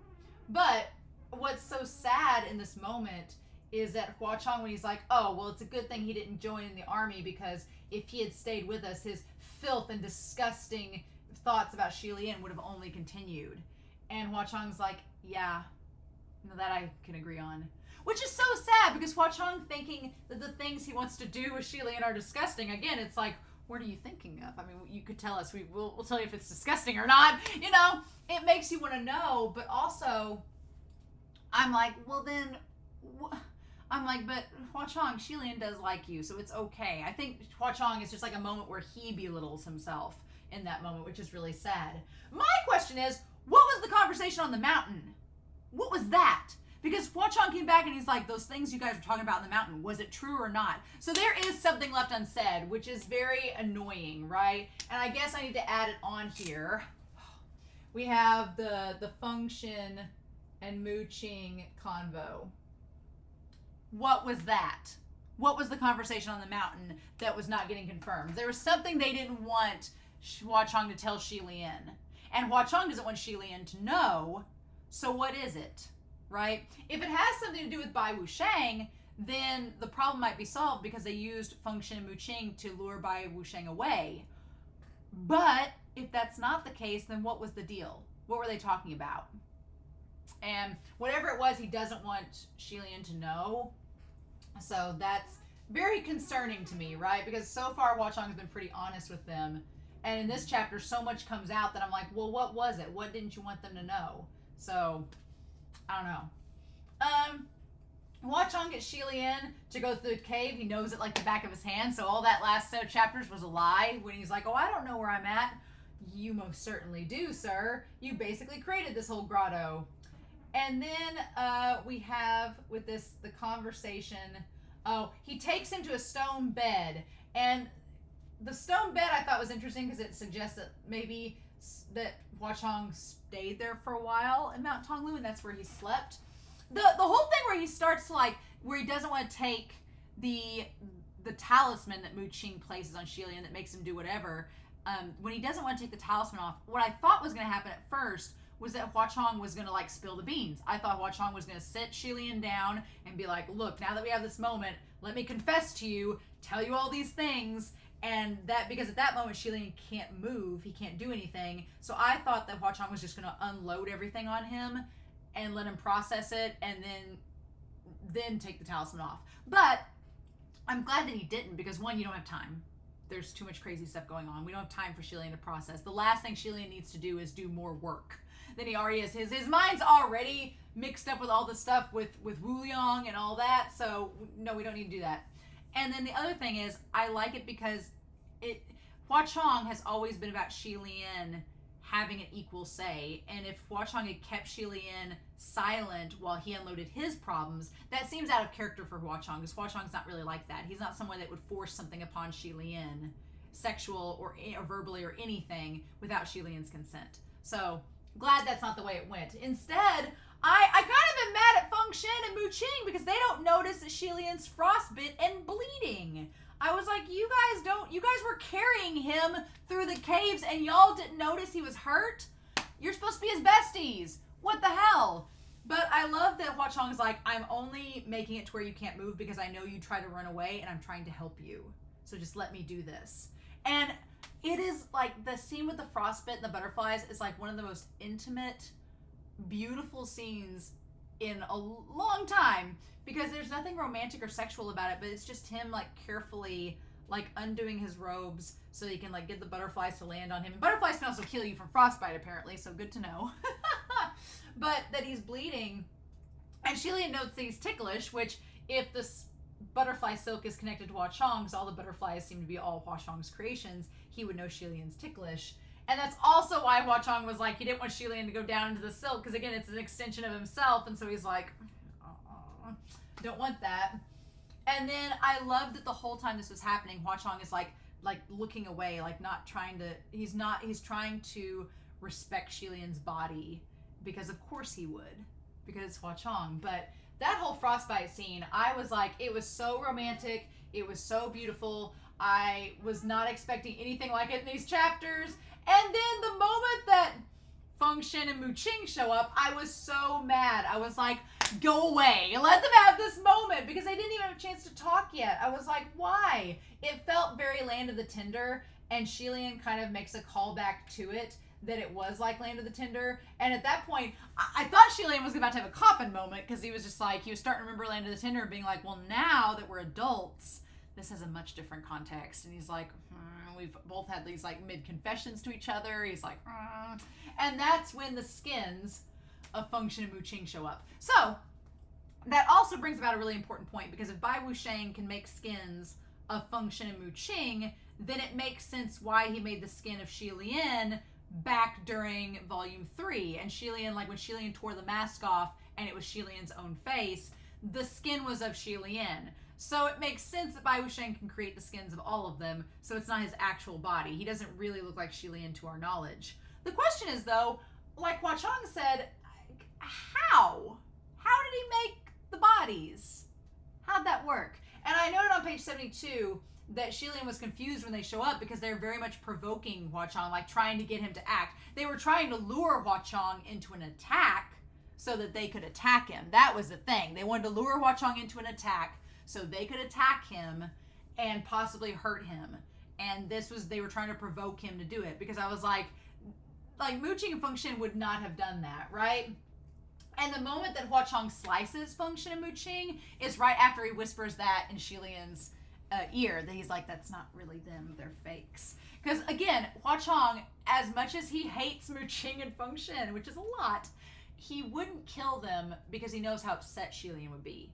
He's like, they're Xie Lian's friends. I'm not going to kill them. But the moment he sliced them, I was like, whoa, why are you slicing them? Like, is Xie Lian really going to be okay with this? And then Xie Lian, the moment he stands by Hua Cheng's side and is like, oh, you're going to call him a monster? What about you yourself? You're not really them. So that was just such an interesting moment, showing that Xie Lian absolutely trusted in Hua Cheng and knew that those two were not the actual Feng Xin and Mu Qing that they confessed that they were. And when Hua Cheng says later that it's because of the butterflies, he's like, oh, I put butterflies on them. There's no way that they could escape without me knowing. Makes a lot more sense. So then, Bai WuXiang is terrifying. Absolutely terrifying. Because he's just sitting there like the idea of him, like, of these two, like they cut Feng Xin and Mu Qing's skins in half, and the idea of them like writhing on the ground and laughing hysterically and then oozing into two puddles of thick blood that like reconglomerate into a person, that is horrific. I'm like, nope. And he's just saying, as you wish. It felt like very Flotsam and Jetsam, as you wish. You know, like, it's so creepy. Into the shape of a man 17 or 18. So yeah, he is basically doing, we talked about this a few chapters ago, he is doing what Hua Cheng was doing as a kid. He's saving up energy and getting stronger, and went from a little kid into a man. He's growing up, and it's not a good thing, right? What's interesting, and I didn't note this in the reaction, is that he calls Xie Lian by name. He goes, hello, Xie Lian. And we all know, as Yin Yu told us a few chapters ago, that's a big no-no in Hua Cheng's book. You don't call Xie Lian Xie Lian. Only Hua Cheng gets to do that. And honestly, he's been calling Xie Lian Your Highness all the time, because he's like back into polite mode, like, oh, please, God, don't let it be known that how much I like him. And so, yeah, Bai WuXiang is terrifying. Like, one of the creepiest antagonists I've read about. He's just terrifying because you don't know what he's thinking. It's so scary. But yeah, the idea that he's the shape of the man, he calls Xie Lian out by name. And then the moment that he calls him Xie Lian, Hua Cheng like lunging at him, I didn't think that I would see Bai WuXiang and Hua Cheng fight each other. But it's terrifying, especially the moment where like Hua Cheng lunges and anybody else he would have got, but Bai WuXiang just goes and dodges it. And the fact that Bai WuXiang may not be at full strength and still dodges Hua Cheng's very real attack is terrifying, right? Yes, very terrifying. And so he lunges it and he dodges it. And the fact that as he dodges, he goes to Xie Lian and like wants to touch his face. I'm like, I don't understand Bai WuXiang's game. He just wants to torture Xie Lian. Why? And I think it's because he's the Prince of Wuyang and he's trying to torture Xie Lian because Xie Lian ascended and he didn't. Or whatever. We don't know yet, right? But Hua Cheng just like slicing off his hand, and the fact that his hand instantly grew back. If he's not at full strength yet, and he was able to dodge Hua Cheng's attack, actually get a hit on Hua Cheng, nearly touch Xie Lian's face, and instantly grow his limbs back, that is a problem, and I don't like it. And then, oh man, Hua Cheng was just being so debonair and dashing when he's like, don't touch him. He's like, because he knows how much Xie Lian hates Bai WuXiang and is terrified of him. And then he kept going for Hua Cheng's right eye the entire time, which made me believe that the right eye, because we know if we're looking at pictures of Hua Cheng, the right eye is the one that's covered up and the left eye is the one that's visible. So my theory is that the right eye is a Ming. And so if you attack where his right eye is, that will stop a Ming. A Ming will be stopped if you attack the right eye. That's why Bai WuXiang keeps, because at first I was like, well, if his right eye isn't there, just go for the other one and blind him. He's trying to disarm him. So if you go for the right eye, it'll disarm a Ming. That's what I think it is. I think they're connected. His right eye, he either like sacrificed his right eye to make a Ming, or he made them connected to where they were, one powers the other, and ends up scratching his cheek instead. The thing about it is, and when I went back and reread it, like Xie Lian, when he scratches Hua Cheng on the cheek, Xie Lian taking Feng Xin, not just cutting off the arm, not just cutting off the hand, but like nearly bisecting the body. Like Xie Lian was serious, like, don't you hurt Hua Cheng, no. And I was like, oh my gosh, like I love that they're working together in this. Let me say for the record, my biggest fear with this set of chapters was that Xie Lian was going to get separated from Hua Cheng, and Feng Xin and Mu Qing were going to take him away, and then it was going to become a thing. And I was like, no, we've come too far. We've been together too long. Don't you take him away from him. And I was afraid that like they were going to get separated, or there was going to be some like bullshit like miscommunication where Hua Cheng's like, Xie Lian doesn't love. Whenever they said that Xie Lian wanted nothing to do with him when he had the spell that was binding him on him, the talisman, I was like, if Hua Cheng is like, Xie Lian doesn't love me, and like goes and runs away, I was gonna be like, damn it, no. But thankfully, we've built up enough trust in this narrative to know that wasn't gonna happen. But for a hot second, I was like, don't you do this, MXTX. Don't you give us this argument out of nowhere. I don't want this miscommunication. It was bad enough, Mudazushi. Don't you do it again, But then, so the question is, how can Bai WuXiang become the skins? How's that work? It said that he had to be someone they all, and the sentence wasn't finished. So I was like, is it someone they've all met? Someone that they've all known personally? Who is Bai WuXiang, and how is he someone that knows all of them? I mean, they're all back from Shanla's time, so it makes sense. They all know him from then, but what's going on? Is Bai WuXiang, is the adult Long Ying Bai WuXiang? That doesn't really make sense with the timeline, but who knows? Who knows? So then they all get to a stopping point, and of course, I'm glad they get to a stopping point away from Bai WuXiang, and Xie Lian finally confronts Hua Cheng, and he's like, okay, I need you to tell me something before we move any further. The special someone you were talking out in that rice paddy that day, was it me? I mean, that's what he implies. And Hua Cheng is afraid of what Xie Lian's response is going to be, so he doesn't want to reply. He's like, And then Xie Lian, that's when he's like, well, I don't want to say, because I don't want to know what your thoughts are, because he's afraid. And that's when the hug from behind. It took me a second, because when we've had so much suspicion in these chapters and doubt that when Xie Lian stopped him, I thought he was asking San Long these questions to prove that it was the actual San Long. I thought for a second that Xie Lian thought that maybe this Hua Cheng was a skin too, and that it was also Bai WuXiang. Because when he says his hand's twitching, I thought that Xie Lian looked down at his hand and noticed that the red string was gone, and I was gonna be like, oh no. But no, he was being sincere in figuring out that it was him. And then this happens, and it's so good.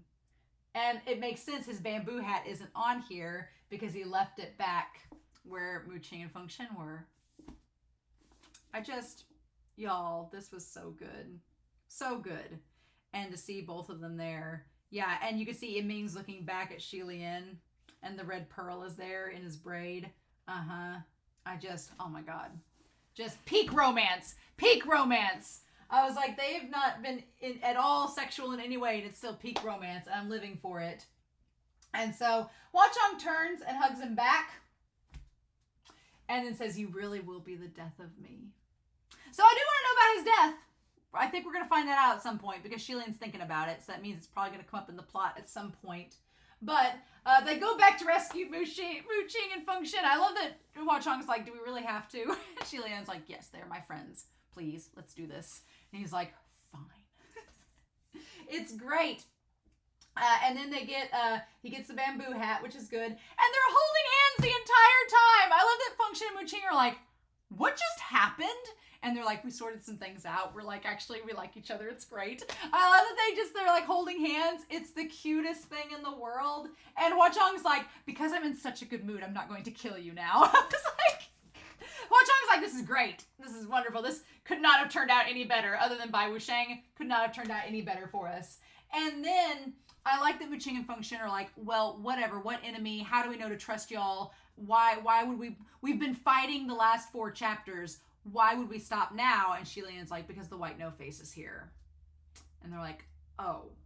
And I like that the book makes a point of saying it is because Xie Lian would never joke about Bai WuXiang. He's always been very serious about Bai WuXiang, that they're like, okay, we know now, we gotta take this seriously.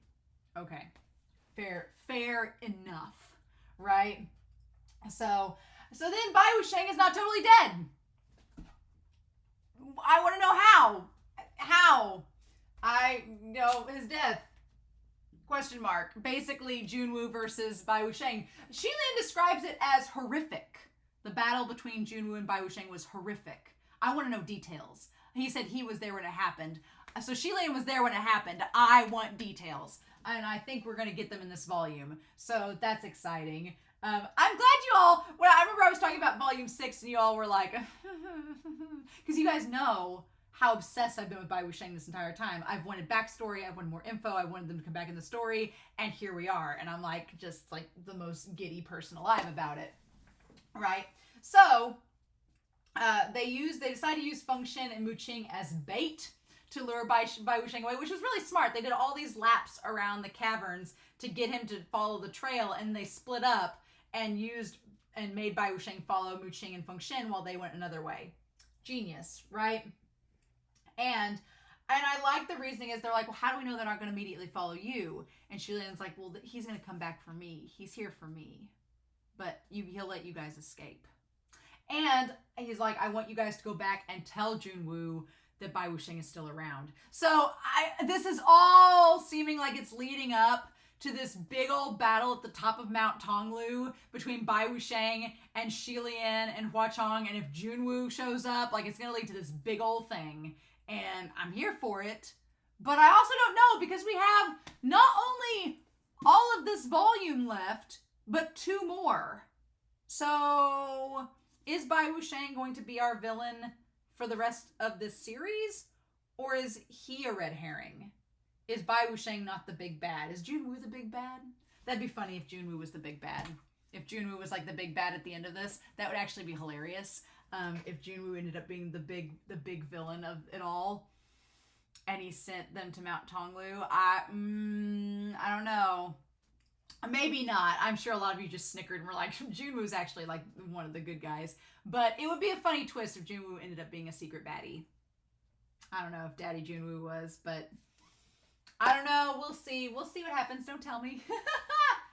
So yeah, so I like the little detail that Feng Xin always stayed behind to work with Xie Lian while Mu Qing went back to go inform the heavens. Again, that ties back to Ban Yu, where Fu Yao was sent. He always left the mission first to go back, and Non Feng stuck around. It makes total sense. I'm like, yep, I get it now. I get it.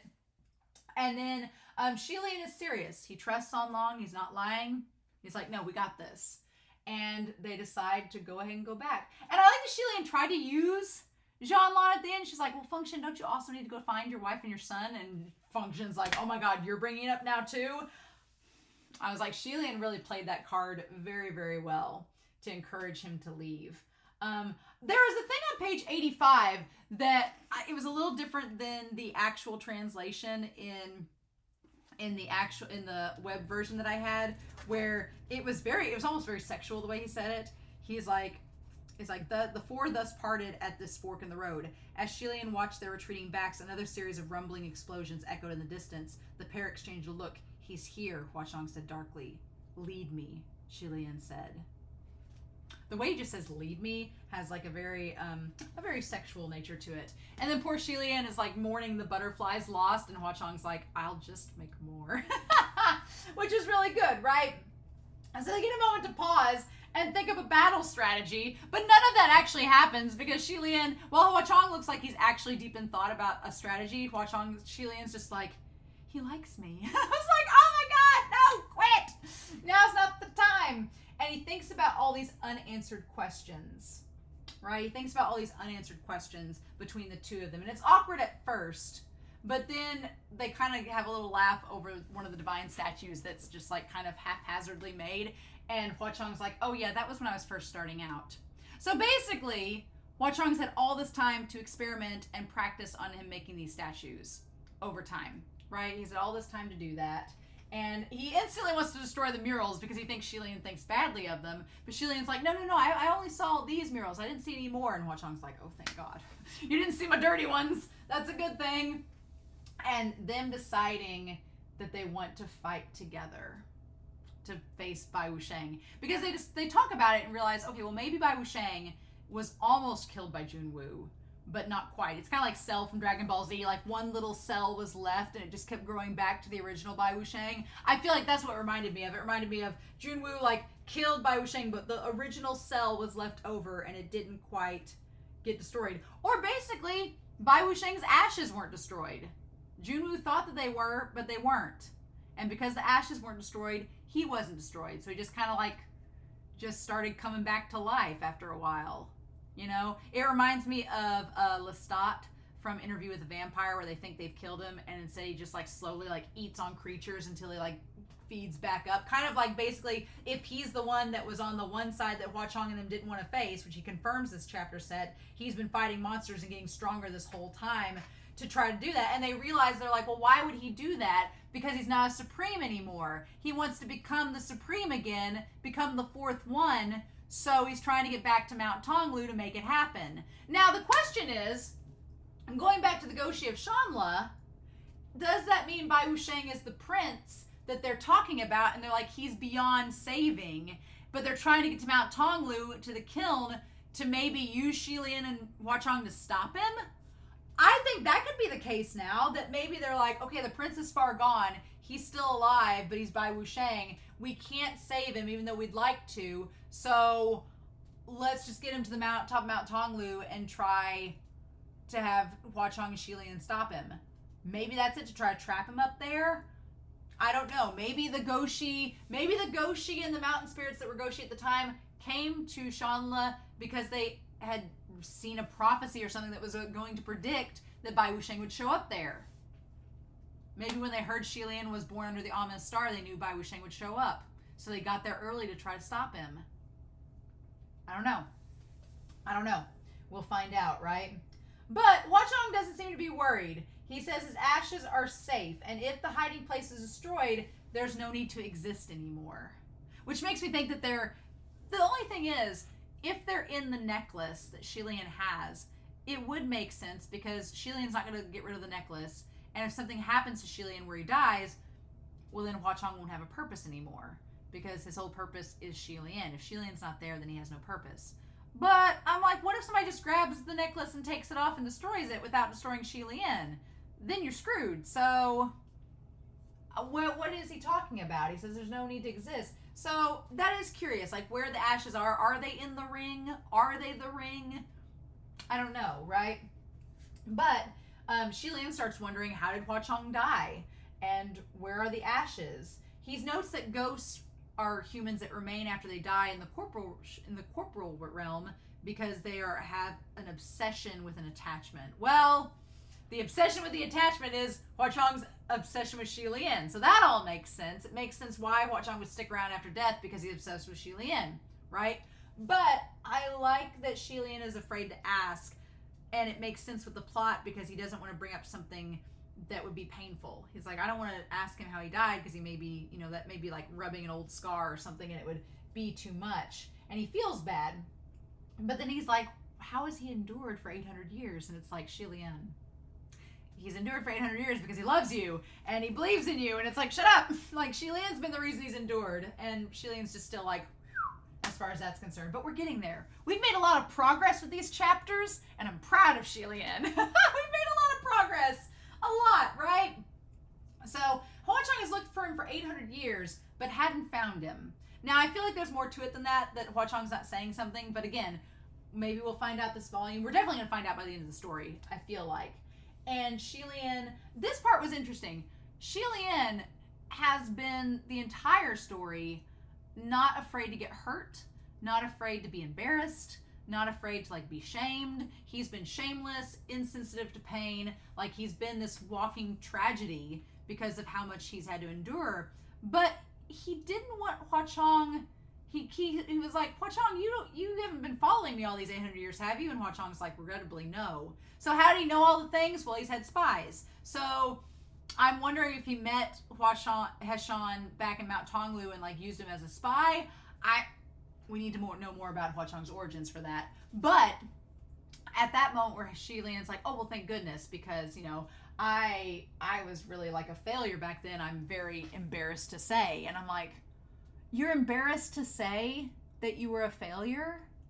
So that is a sign that Xie Lian's relationship with Hua Cheng is growing, because now it's Xie Lian's turn to not want Hua Cheng to feel bad about him. He doesn't want to seem like he's in a bad light to Hua Cheng, which is hilarious because Hua Cheng cannot view him in a bad light. There's no way. So,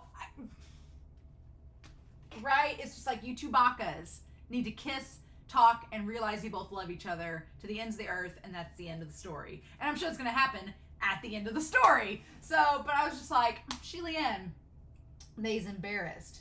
And so Hua Cheng is just like, whatever. And Hua Cheng's like, it's fine. And he reminds Xie Lian of his own words. What matters is you, not the state of you. And Xie Lian's like, did I say something so embarrassing like that? And he's like, you did. And I took it to heart, Xie Lian. I took it to heart, Gege. And he was like, oh no. And so, yeah, Hua Cheng, what's so great is that after he says that, there's like the little cave breeze, and it makes you think like an enemy is about to attack. And then Hua Cheng like leaps in front of Xie Lian like instantly to protect him. And he's very cold and menacing. And then the moment Xie Lian's like, what are you doing? He's like, oh, it's fine. Everything's great. Like, he does it out of habit. And Xie Lian realizes in that moment that Hua Cheng may be treating him like a god. And he's like, oh, we need to talk about all this.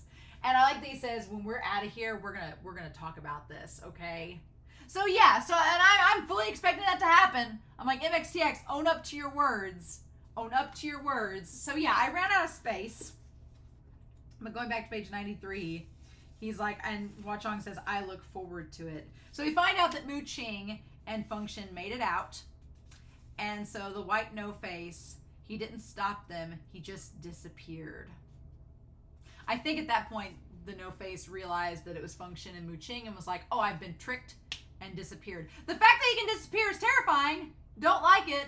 The fact that he can just vanish into thin air. But he's done that back in volume 3. He just showed up and then vanished like it was nothing. So the fact that that's a power of his is terrifying, that he can just instantly teleport away. And so they go back. They're like, we have to stop him. And so they go back to a bunch of the statues where they are looking for him. And then he, like, other than some divine statues, there was not a single thing to be found. They go back to where he disappeared from. and said silver shards of light covered the ground, and the little butterflies that had been completely destroyed by the shockwave were fluttering their broken wings. And Xie Lian bends down, and he didn't know whether it would help, but he wanted to cup them in his hands. I was like, Xie Lian just wanted to be like, hey, little butterflies, it's okay. I'm like, oh my God. And so then that's where they find one of the statues covered head to toe with a white veil. But he's pointing a sword, and it says that there's a patch of caustic red at the tip of the sword's point, spreading, staining, soaking the white veil, like begging them to unveil it, right? Because Bai WuXiang is a dramatic bitch, and it's just like, ha, look at me, here I be. It has to be Bai WuXiang, because they're like, there was something strange about this divine statue. Maybe the original was no longer under the white silk and had been replaced with something else. And I love that they stand at each other's side, pointing their swords at the sheet, and then they bring it out, and it's the divine statue of Xie Lian. There was a sword in one hand, a flower in the other, a smile on its face, but there were traces of blood on the smile. The blood had come from a sword in its hand, and a boy dangled, pierced through. The boy had bandages covering his head, and blood covering his body. It was Long Ying.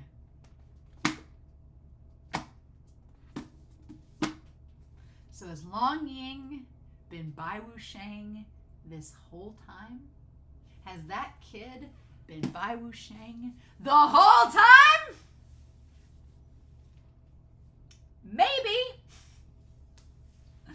I feel like it's one of two things. Either Bai WuXiang has been Long Ying this entire time, and it's like, what the fudge? But I'm like, there is a part of me that wants to believe that, because Hua Cheng's been suspicious of Long Ying this entire time, like something was off, but he didn't want to like make Xie Lian worry about it, so he didn't say anything. So that's part of the thing. But the only thing that makes me not believe that is that, come here, Ruby. The only thing that makes me not believe that is that he hasn't really, if Long Ying has been Bai WuXiang this entire time, he's not really been torturing or teasing Xie Lian behind the scenes, and that's weird to me. So, because Bai WuXiang seems to really love torturing Xie Lian. So the fact they've been around the entire time and that's not been it, he's just been biding his time, feels a little weird, feels a little off. The other thing it could be, though, is that when the stuff with Mount Tonglu started going down, it could be that Bai WuXiang was like in another form, and when Long Ying got taken to the Ghost City, Bai WuXiang may have like came into the Ghost City in another body, saw Long Ying and was like, you're stronger than what I'm in, so I'm gonna like, it's like he's been like a parasite jumping and getting stronger as he goes, if that's the case. So maybe he saw Long Ying and was like, I'm gonna use you now, and hopped in. And he probably could sense the residual energy of Xie Lian on Long Ying and was like, and like, what better to torture Xie Lian with than the little kid that he's been watching? Haha. I mean, Guzi would be the only even more terrifying thing. Thank goodness he's out of the picture. So I think it's either one of those things. Either he's been Long Ying this entire time, which is terrifying, or he found Long Ying in the Ghost City and like latched on and was like, time to go to Mount Tonglu, and has been using his body ever since. Because that's what the Rainmaster noted a few chapters ago, was the concept that it was a kid with bandages. And Xie Lian was like, what? And it's been Bai WuXiang this whole time. Since Mount Tonglu. But what is the point? My thing is that Xie Lian and Hua Cheng believe that he's not as strong as he was. He's trying to get to the top of the kiln to become a supreme. If that's the case, why does he keep sticking around and torturing Xie Lian? Why? What's the point? Like, why doesn't he just leave and go to the top of Mount Tonglu and just leave them alone? What is the deal? Why is he so obsessed with Xie Lian? And the fact that they just ran into him again, supposedly, maybe, makes me believe that we're going to find out in the next chapter set. Either it's Bai WuXiang as Long Ying, or Bai WuXiang somehow brought Long Ying there. But I don't think that's the case, because otherwise I think we would have seen Long Ying earlier. And if he's using a skin of Long Ying, that could be a possibility. But that raises a lot of questions too of, well, when did he see Long Ying? Because Long Ying wasn't around during Shanla. So I don't think that's the case. But this video is going to be nearly 3 hours. It's going to be nearly 3 hours by the end of this. Oh God. Oh my God. Well,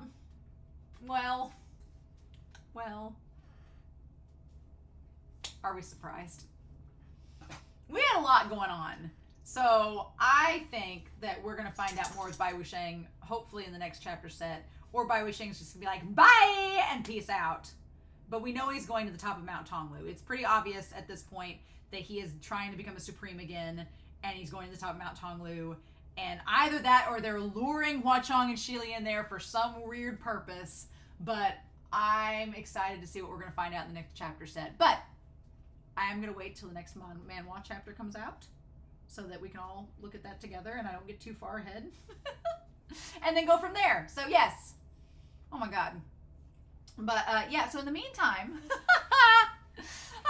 I hope you all enjoyed this reaction discussion. I'm still floored, but this was amazing. This was amazing. This volume, I simultaneously am terrified of it, and it's also the best thing ever. So, and we're already like a fourth of the way through it. So yeah, in the meantime, I hope you all have a wonderful week. Please stay safe, take care, and yeah, I'll be back next week with chapters 180 to 181. Just 2 chapters. That's all. Chapters 180 to 181. But after this segment, I think 2 chapters is enough, right? 180 to 181 of Heaven Official's Blessing. Bye!